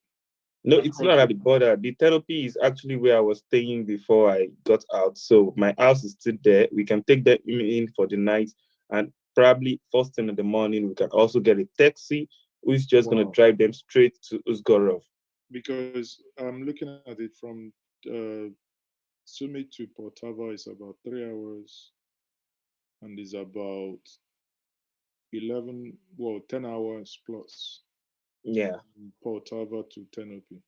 Yeah, those trains are And these are available. still, even the Poltava is still Ukraine anyway. Yeah, so those trains are available, and like I always say, Okay, sorry. Tenopy There is is a safe. train from Poltava to Tenopy, right? Tenopy, yeah, always like available. So and Tenopy is safe, and there's a safe passage for them. So the only problem is Sumi to Poltava. Exactly, that is it. That is just it. So why this Sumi? Why is Sumi so interested? Well, I mean, That's Because just it. it's on the border with Russia. So the Russian troops are yeah, but entering. even at that, even Poltava is still at the border anyway. But their train system is working, and if they're able to get into that train, let them drop at Tenopy. We'll pick them up easily. They will be here in no time. I'll make Is sure there of that. is there a university in that other place you mentioned? The Tenopy, we have a university, and my house is there. I pay the month rent. Someone is also in my house as we speak, who's gonna be picking you up from the train station, giving you food, giving you drink, and the next morning it will put you to taxi, So the person and you'll not be here. die. Why you never run for that Poltava? What? Why the person never run from Poltava? No, the person in my house is a Ukrainian. He can't go. He registered as a okay. military, and I gave him my house and I paid the rent. Oh, okay. So he's Oh also working wow. together with me. Okay, so this is how that side of things are happening. Okay, that answers that. But are you able to contact me how I asked you? Just because I'm trying to put together a big picture that everyone can see. The main confusion we're all having is all the information is offline in everybody's brain or in private spaces, and we need to find a way to not put the specific information like your house or where you live, but general public relations statements. This is what's happening. This is what's not happening. This So is let me give us a mental picture here. If you can see my screen. Yeah. So what I have done is this is Sumi here. Now, if I expand this, so it's from Sumi to Poltava is the 3 hours journey. So the Poltava to Tenopy. They are already safe. So that's so man, you see where the confusion comes in. If you look at map, this is at the border. This is Russia, right? This is at the border. That's the safe zone. Now, this is also at the border. So, but why is this place not safe and this place is safe if both of them are at the borders? to be honest, if I'm answering from because I'm in London in the UK, right? I've done a lot of advocacy work, United Nations, all these, blah blah blah. So if I'm going to answer from a very realistic perspective, it's likely that there's somebody in one of the universities on that Sumi route, for example, or there's a facility there that the people entering, invading are accessing. There's always usually a key person or key stakeholder that is a point of contact for them. So that person can guarantee maybe their passage through there or something like that. My main suspicions, and this is why I raised the prospect of Ukrainians taking the Black people, us ethnic minority groups, as hostages, is because we are the only social economic value in Ukraine. Unfortunately, Ukraine is not a very wealthy nation per se, especially not compared to their neighbors, Russia. So what they do is they invite international students at a reduced price. So everything that happens in any nation centers around the universities. That's where all the main secrets of this government and stuff are basically kept. That's where we work from, essentially. So what it means is that what it means is that they have an economic bargaining tool, essentially. They have people from a nation, they're the host nation, they have guests from another nation, such that if anything ever breaks out or anything ever happens at any point, they can use these people to bargain and lobby. So to my best understanding from sort of the investigative work I've been doing so far, what I really see the picture as is Ukraine quickly understood that Russia were ready to flatten them, take them out completely to neutralize the threat from NATO and the West. The Iron Curtain is what is described as the divide between the East and the West. And once it lifted, Russia had no protection. So now there are rules at United Nations and NATO. I don't know if you've heard of the Geneva Convention in Switzerland, This is places that we all visited in school. The type of school that I went to, this is the type of thing that they train us for. So this is the type of work they will be expecting somebody like me to be doing in a time like this, which is essentially why I'm doing it. I've been trained for this type of thing, right? So what happens is there's Geneva Convention, there's rules. So each nation, each sovereign state has to follow those rules. Nigeria cannot come into Ukraine and rescue their citizens. They can't. If they do, they become Russia. Tanzania, India, you name it, they cannot come. So what you have to do is you have to raise a petition or raise a tender to be accepted at the United Nations or whichever organization takes on the role of peacekeeping. It takes a series of petitions. This is why the Nigerian government isn't on hand. They have to make, to my best understanding or to my best knowledge, because I haven't been directly in contact with anybody, I've been trying to maintain an independent, neutral stance just to do conflict management for the main movement, because the main movement was threatening to be overthrown by the whole scams and fraudulent and psyops rubbish that's been happening. And I didn't believe it was happening at first, but I understand it to be now. There are many infiltrators and stuff who are spending money to make sure that this war happens. So a quick backstory, a picture frame. When you go in London, you know, the city of London, there's a central finance center. They call this thing the movement of the walls. And in this time, a lot of things shift and change. So they need a conflict to move a lot of things around. We will never become privy to those things. Those are private and confidential matters. But who will be privy to some of these things will be our elected leaders. So those guys are literally, essentially supposed to be on ground lobbying and thrashing out these rules. So they would be making the decision, do we come to the border? Like, for example, NIDO, part of the reason why NIDO have struggled is because as soon as this situation happened, they pretty much were the first to be alerted because that is their role. NIDO is an organization based at Northumberland Avenue. Northumberland Avenue is the Nigerian embassy in the UK. That's where you go to get your passport. That's where you go to get your visa. That's where you go to get your consular, diplomatic, any type of movement out in and out of nations as a Nigerian or as a Nigerian citizen or as the grandchild of a Nigerian, you must go to Northumberland Avenue. So that is where NIDO are based. So on the first instance, they first probably received the call because they're based there, and they immediately scrambled to go and attend to the situation in Europe. That's my best understanding. So what then happened is then there was nobody to really take the phone calls. In the UK, we have something called COBRA. That is an emergency response system. I don't know if Nigeria have one. If they have, let me we are not privy to it. ask one silly, maybe innocent question. Do you have UK citizens? I read yesterday of an Irish citizen stuck there, but do you have any UK resident actually, or student actually still in these places? Do I have any UK citizens? Are you aware of any UK citizens still out there? And if there were, what could the UK government do to get them out? I'm not aware of any out there now. I'm aware of one who recently crossed over. So she raised one of the funds that I've been working with. I don't know if that answers your question. She's been in the face of the media for because of the fundraise that she created while she was evacuating. So she attempted to evacuate at the Polish border, and when evidence came in of what was happening there, we then redirected her to evacuate, and she evacuated via the Romanian border.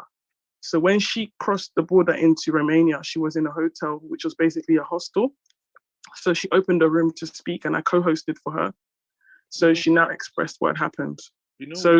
She will know if there are more British citizens still inside, and I believe that there probably will be. Trying to pick your brain on, since you said, this could be something that people will be doing, is what could UK government have done if those students in Sumi were to be British citizens? What could they have done that Nigerian government is not doing? That's okay. So then this is why I had to give that previous answer. So the lady who went, the commissioner, she did the exactly same thing as the Nigerian government are doing. So when this girl reached out to her, she answered. So she would be not the foreign affairs secretary, but she's a commissioner. I don't know her exact name and details. She went to Ukraine to get this girl out of Ukraine, and she was denied.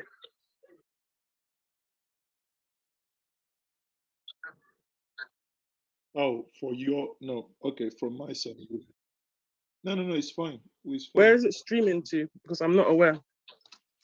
Where is it streaming to, please? Because I'm not aware of that. We stopped streaming on YouTube, on my platform. So, oh, okay. Anyway, the bottom line is here. While we're talking, I'm looking at Sume. Why Sume is actually an interesting place. Nobody knows, but there will be a reason, and that won't be revealed to us. I know. I can tell you that now. If you look at Sume, okay, it's a very small place, but you can see 3 universities within a correct. Yep. You see 1 university, 2, 3. That's why I've circled them. And what that tells me, and this is a city clinical hospital. Correct. So I think Sume apparently probably is a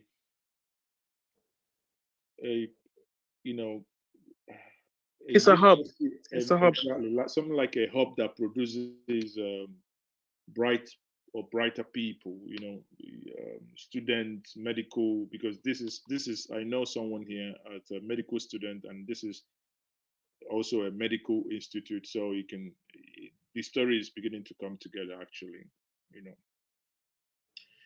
Now there is another narrative that the reason why they're not likely to allow this to move is, in the worst case scenario, they will use the medical students as first aiders. Now, if our government knows all these things, shouldn't they be doing everything possible to get children out? Because I think this is solution government to government conversation. So the way I look at it, for example, I believe there are basically 2 parts to it. For the now, and this is not accurate information. This is what I understand from my position and perspective. So when you sign your visa, there are regulations that you sign, and so essentially, these organizations are activating those regulations. Wartime. Everybody knows that wartime rules can be pushed through faster than regular rules. So if they write a documentation that says, we have been hosting your students, training them in engineering, medicine, and we need these now. So you need them now. Weren't they paying school fees?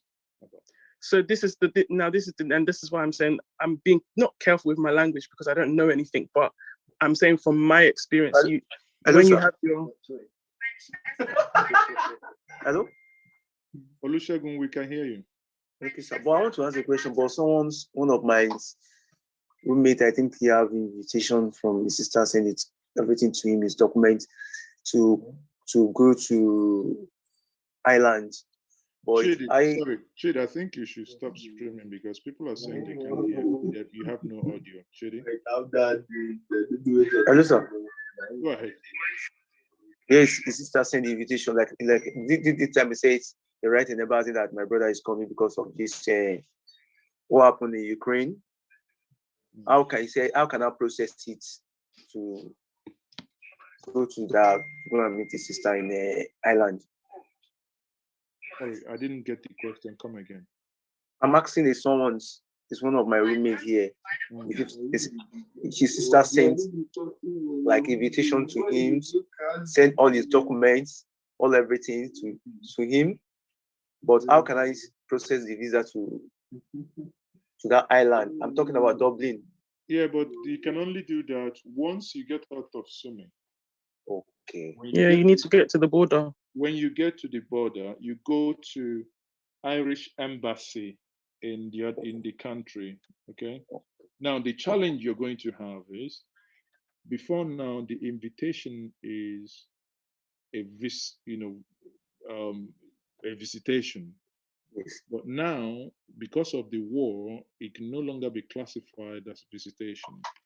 So the I just use that because that person's that sister wrote about that my brother is coming because of like, and I was okay. Well, show me everything. If it's visitation, there's going to be a slight challenge because the embassy can look at it and say, well, okay. You know, normally essentially because of the diplomatic channels that have been opened, you can get to the border. Getting to the border is just like border control in any country. Okay. Because there's a war, there are two pathways that you can process your sister's documents through. You can when she gets to the border, she either has to ask for humanitarian aid or refugee help. So it depends on which border she gets to, what time, who is there, essentially, what pathway and what process that she will get. It depends on country, because if you're basically just coming to a country that is not within, like if it's a country like United Kingdom, you know, is an island. There is no way you can come in. You only go by boat or you go by air. So you can't come in. But if it's in Germany or any of the EU countries, it will work. Yeah, no, if you have a visa invitation to Ireland and you get to, okay, so to answer Ireland, because I'm in the UK, so once you've crossed the border at Ukraine, you have to try and research which of the borders are allowing passage to Ireland, right? So when they cross that border, which let's say it's Moldova, for example, they've got good relations with Ireland. Let's say it's Slovakia. Let's say it's Poland, which apparently people are advising not to go there. I don't know. Let's say it's Romania. So I'm going to use Romania as an example. Let's say Romania has a passage to Ireland. You need to go to the cross out of Ukraine at the Romanian border and ask for diplomatic passage, humanitarian passage to Ireland. They will reach out to the Irish government on your behalf, the Irish embassy, to either to validate that. 1 second, sweetie. What they would need is an address. Please, Auntie, please, please, ma, I want to ask you as your assistant, please, can I get your number, please? Because if I talk to you, because then I need, because then, you know, I still need to take your piece of advice. Yes, sure, it's fine. Yes. To explain more detail to me, please. Because hello? Now, Cherish, what I was about asking you before is for UK, it's not possible for anyone to leave these places and come to UK anymore, is it? Cherish, are you still Sorry, sir, you said? It's not possible for anyone to leave any of those places and come to UK. Right? Yeah, of course it's possible. If you have a visa, if you don't have a visa, I mean, you can still attempt to get to the UK. Hello, the person that sent the invitation, he said there's a lot of more than 3,000 are relocated to Irish, I think Ireland. Yeah. For UK, if you read the Home Office guideline, the guideline says you have to be a Ukrainian citizen. So that's why there is a protest letter, being signed by people to say you should not only be I can actually. I think it will be based on individual circumstance, to be fair as well. I can show you that. So the UK at the moment admits Ukrainians. They've not extended that refugee status to other citizens, which is really bad. But what I understood is some people that made it into Warsaw in Poland, they actually went to the British embassy in Poland and they made an application for visa to go to the UK. But part of the condition they were given to Ukrainians as well was if they have relatives and people that will take them in the UK. So that is a precondition that we have to. I can tell you now, let me show us people. This is not about argument. Yesterday, even the foreign minister, UK foreign minister, over 3,000 that's Ukrainians, they were only given 50. That's abysmal. Even the French got mad yesterday. Is because the person who invites you needs to have certain conditions met. No. Yeah. Listen, they say you have relations, right? But people have relations still. They have. I think you need to mute some people because I can't hear you at all. What do you play as a show? Yeah. Hey, bros, please. But I mean, it's out of courtesy. If you're not speaking, you mute yourself. Okay. So, like what I'm saying here, you can see 5,000 people, up over 5,535 applied, and only 50. Now, if we go to the conditions, let me see, Home Office.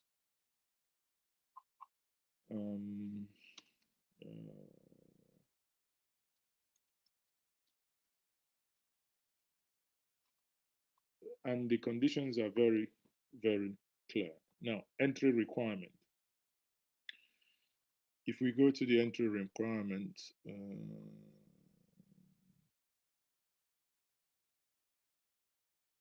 no, crutch. Sorry, not that one.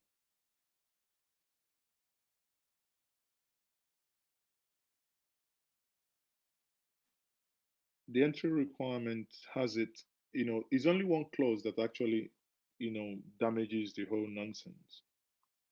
Because this was put out today. I think I read it earlier in the day. Validity requirement of. It clearly says somewhere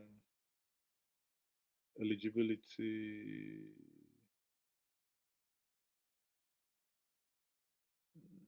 Entry requirement.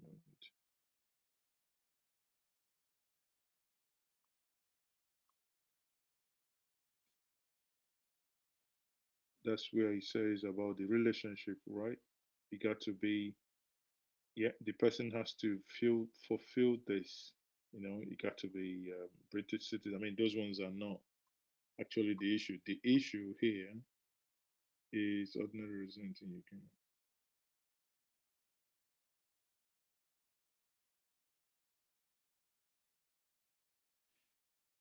Where is it again? It's definitely, I read it in the morning. Entry requirement.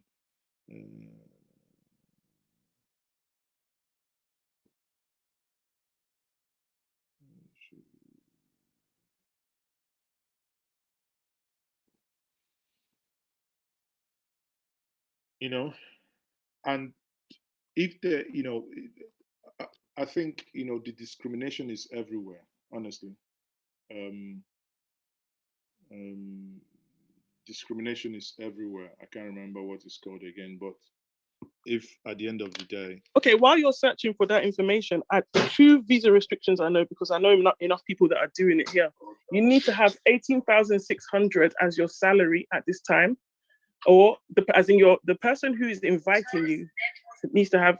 I don't know who this person. Can I bringing up their mics while I'm talking? It's getting very even if you're doing minimum wage.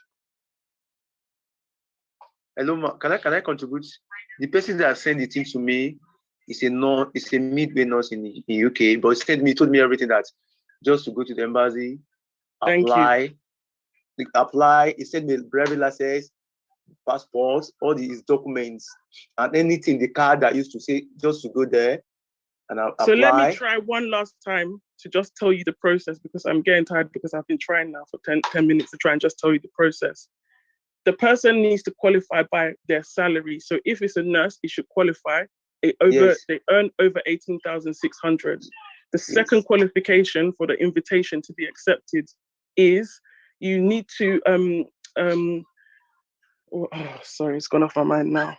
You need to have that relationship. So you need to be invited, and the person needs to be able to prove their salary. Those are the two things. We do this all the time over here, so it's not I think because I live in the UK, so I think that we're looking at two categories of issues here. People that can come in on the humanitarian grant based on refugee status, are relatives of British who are Ukrainians and they want to come over. Their condition is completely different And the category of people who are professionals that want to access UK is also different as well. So the thing is, if you have access to an embassy, where normally UK will allow you to come in now because of the rules that have been relaxed in terms of people generally able to come here to access the labor market. So, but you have to have access to an embassy to make that application. And usually they want you to do it from your country of domicile, i.e., if you're a Nigerian, you need to apply from Nigeria as a nation.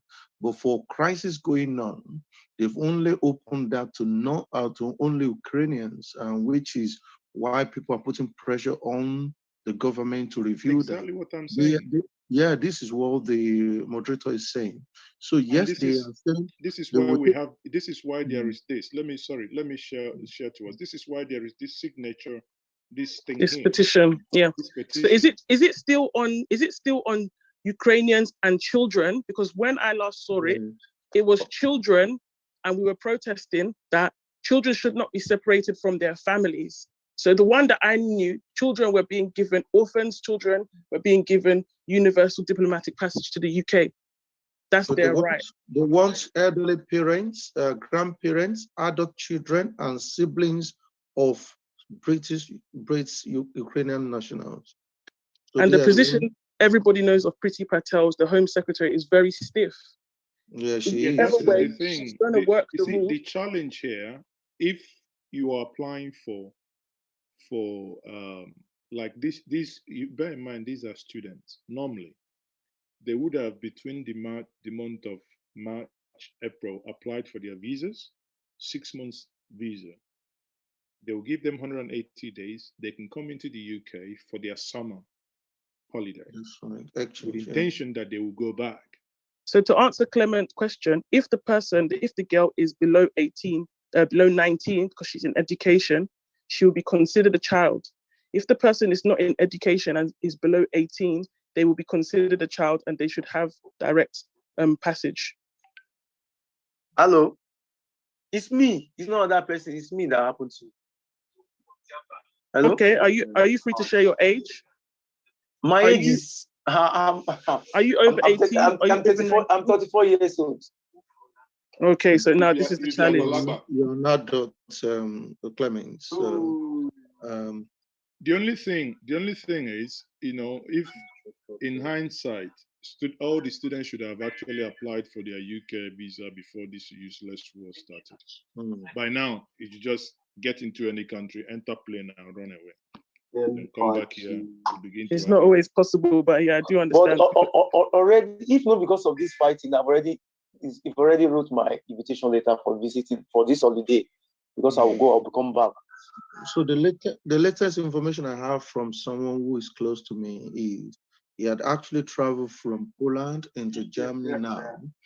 And while in Germany, he's not been given the status here, but he has been welcomed and he's been looked after as we speak. So we're just trying to figure out what can he apply for.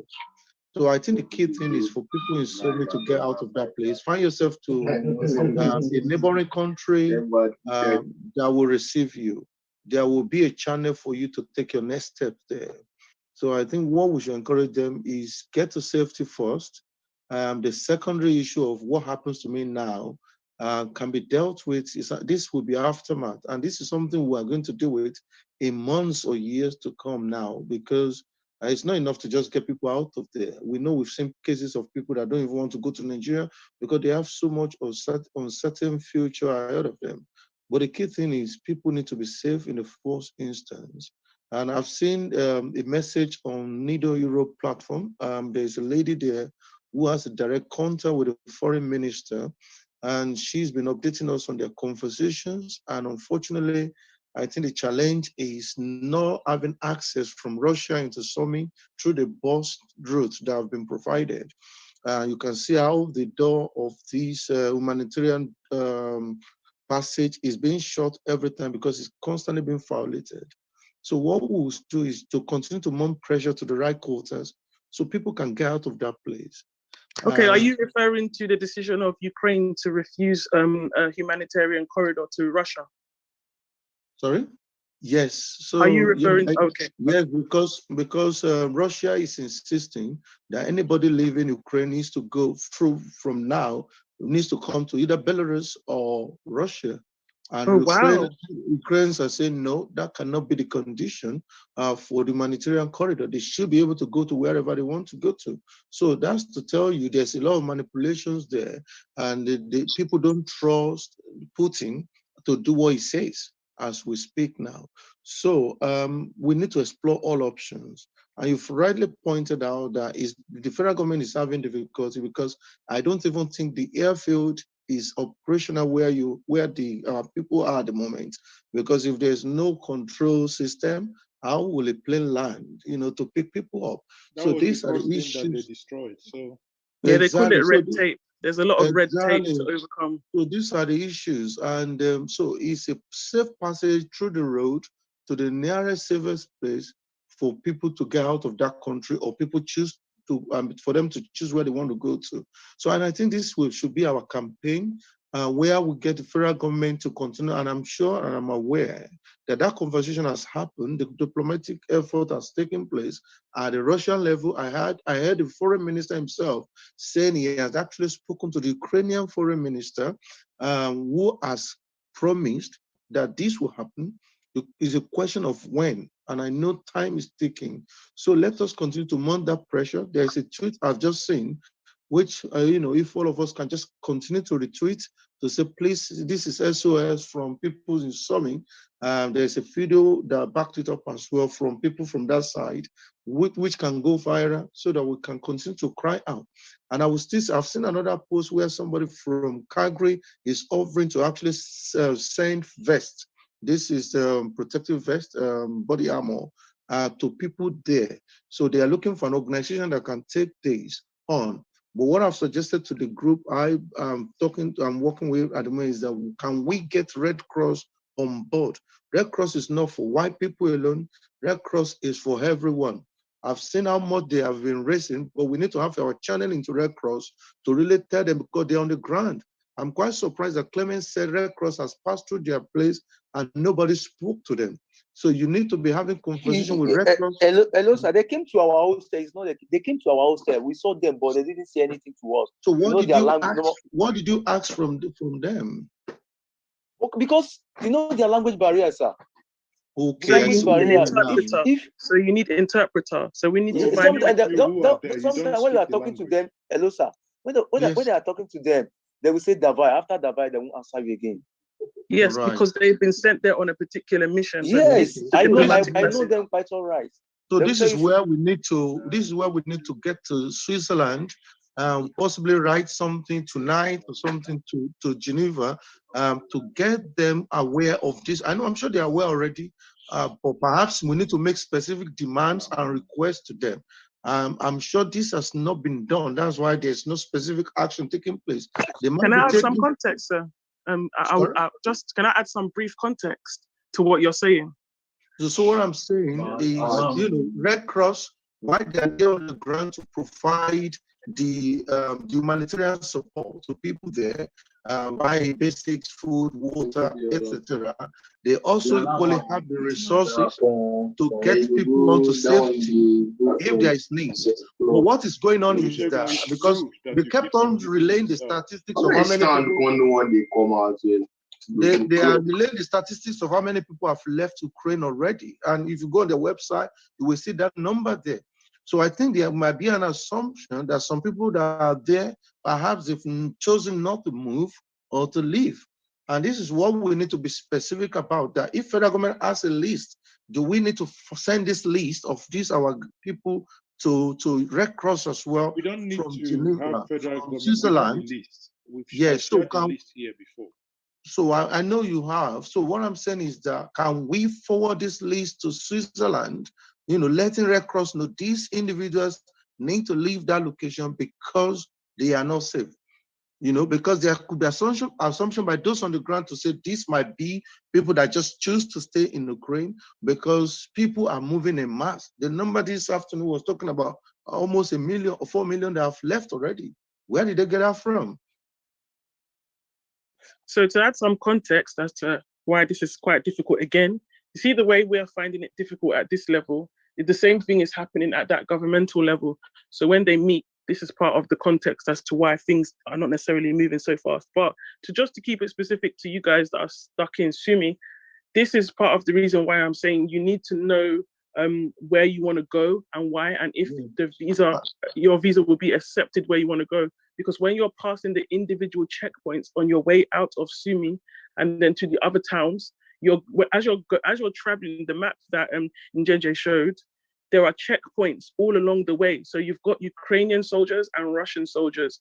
As you're passing, hopefully, usually it's the Ukrainians, they ask to see your documentation, where you're going. Of course, they're going to communicate it straight to the border that they've seen this vehicle with this amount of people, blah, blah, blah. That's the general effort from them on the ground. And then when you then get to the border, what you're saying along the way needs to corroborate with what you've been saying along the way. So if you are saying one thing when you've left, and by the time you get to the border, you're saying a different thing, you're going to be kept there waiting outside. So if you look and compare it, how the Indians, for example, have organized themselves, they're going through a lot of the same thing, but because they have a certain organization, it doesn't look somebody wrote in the Times, look, the effort looks schizophrenic on the whole surface. But why I'm saying that is because you are dealing with governments in war situations. So you need to be able to present yourself in an organized, ordered, and coordinated way. Otherwise, you will just be constantly overlooked. Anyway, people, it's been fantastic. We've now over 3 hours, getting to 3.5 hours. I think duty calls that we do other things. Thank you, everyone, for being part of this. Let the conversation now move to the WhatsApp group. Okay, thank you and good night, everyone. Okay, sorry, was that the WhatsApp group that was sent on the link? Yes, yes. On the time. Okay, I will be there. Hello, sir. We can hear you, Lucy. Sir, the auntie that's, I think, but I don't know the person that's talking before that Mr. I don't know. So I'm sorry, sir, but I want to add the auntie number before if I get out here. Yeah, but he joined the forum now. She's in the forum. They pick the number. Oh, okay. Okay. Thank you. No worries. Thank you, everyone. Thank you, sir. I'm highly appreciated. Thank you, sir. Thank you, auntie. Thank you, everyone. No worries. Thank you, everyone. You're welcome. Thank you. Good night. Bye.